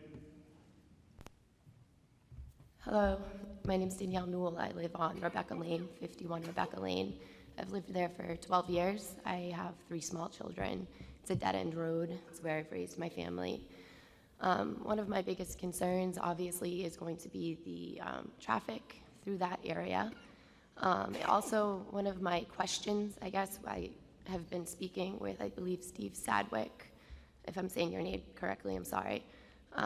I know that there was some interest in buying that property.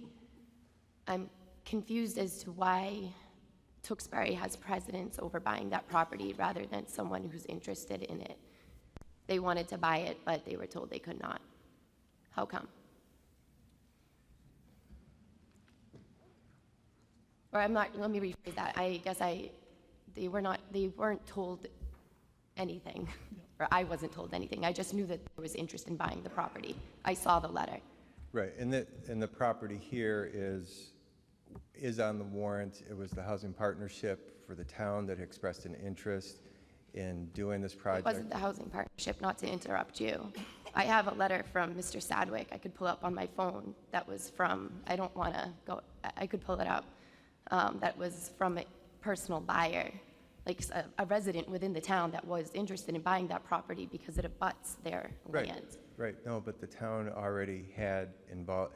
So the local housing partnership is a town committee, and that town committee had expressed an interest to sell these lots for affordable housing purposes.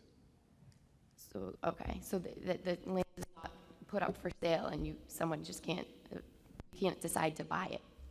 The Tewksbury Housing Authority has precedence over that? We can sell. In this instance, though, it was approached from a town committee requesting that it be used for this purpose. So if say that these people that abut the property came to the town and they were interested in buying this property, it would be selling for $30,000?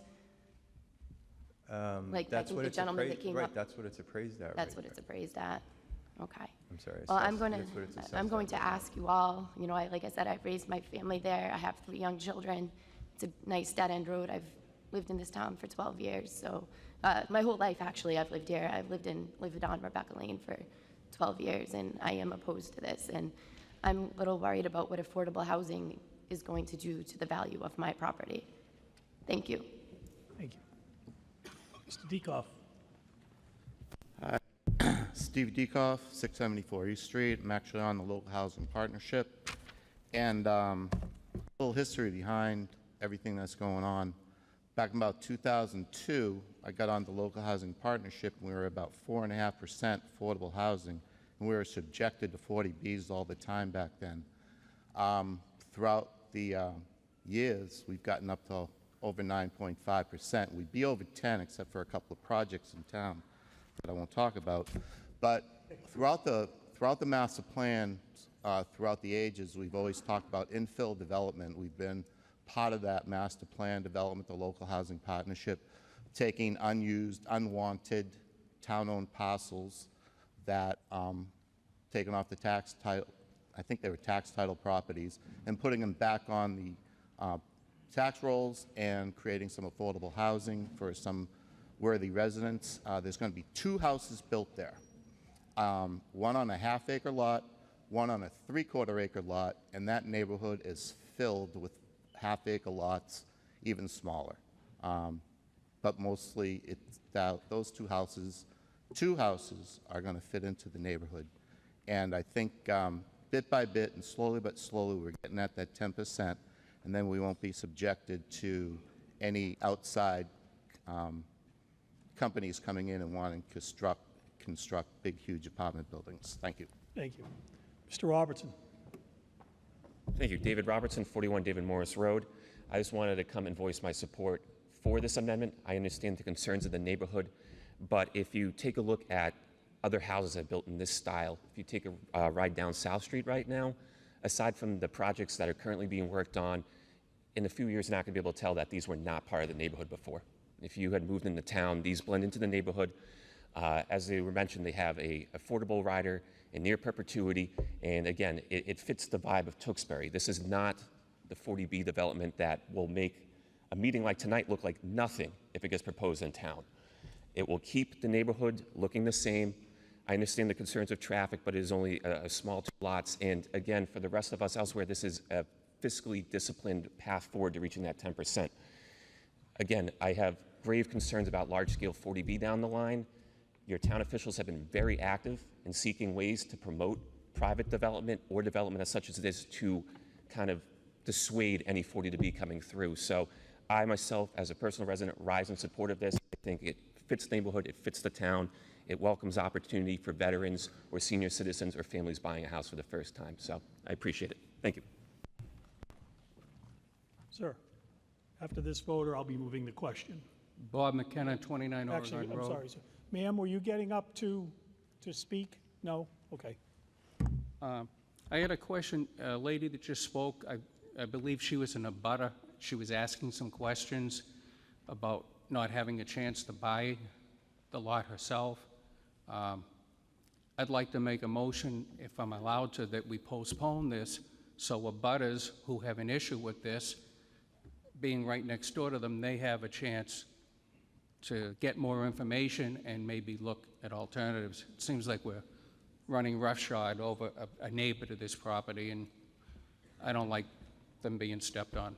I'd like to have them a chance, give them a better chance. Are you making a motion for indefinite postponement? So I guess, yeah, I'd like to make a motion for an indefinite postponement to give the abutters more time for themselves. I mean, I don't think any of us want something being built right next to us that we have no say in. I don't know this lady, I have nothing about her, but I think she's got a legitimate concern, so I think we should move it forward for study or something. Thank you. Very good, thank you. Seeing no further debate, we have a motion for indefinite postponement of Article 23. This is a negative motion. Its intent is to defeat the article. If you wish to defeat the article, vote in favor of indefinite postponement. If you wish to vote on the adoption of the article, vote in opposition to indefinite postponement. All those in favor of indefinite postponement of Article 23, please signify by saying aye. All those opposed to indefinite postponement of Article 23, please signify by saying no. No. Indefinite postponement is defeated. Now, on the article, this is an article that transfers town land. It requires a 2/3 vote to pass, and I want to thank Town Council for clearing that up for me today. I'm going to take this vote in reverse. All those opposed to Article 23, please signify by rising.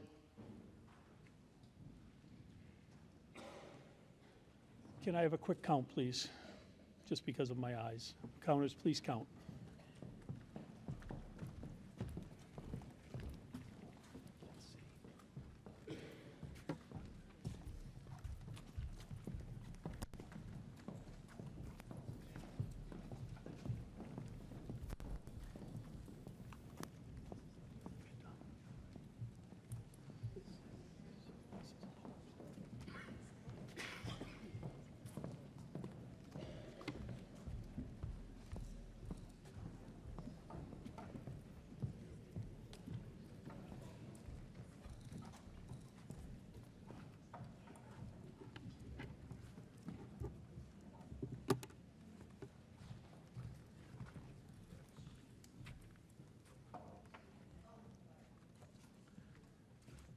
All those in favor of Article 23, please signify by rising.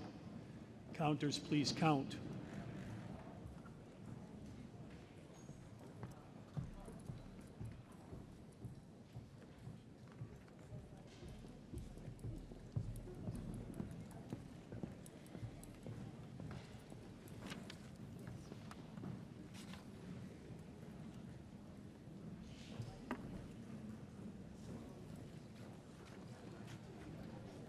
Yeah, I'll let them know.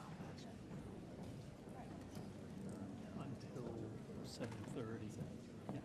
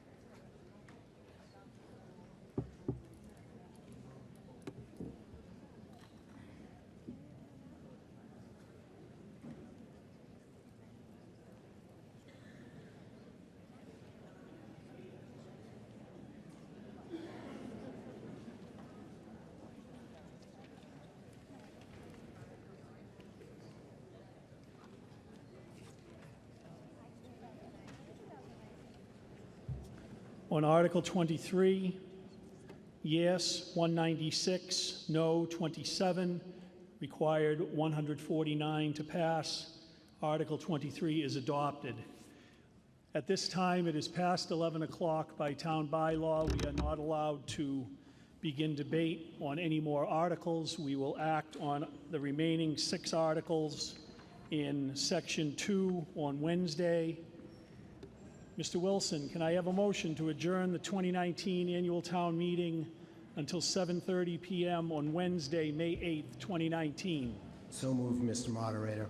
All those in favor, please signify by saying aye. Aye. All those opposed signify by saying no. The 2019 annual town meeting is adjourned until 7:30 p.m.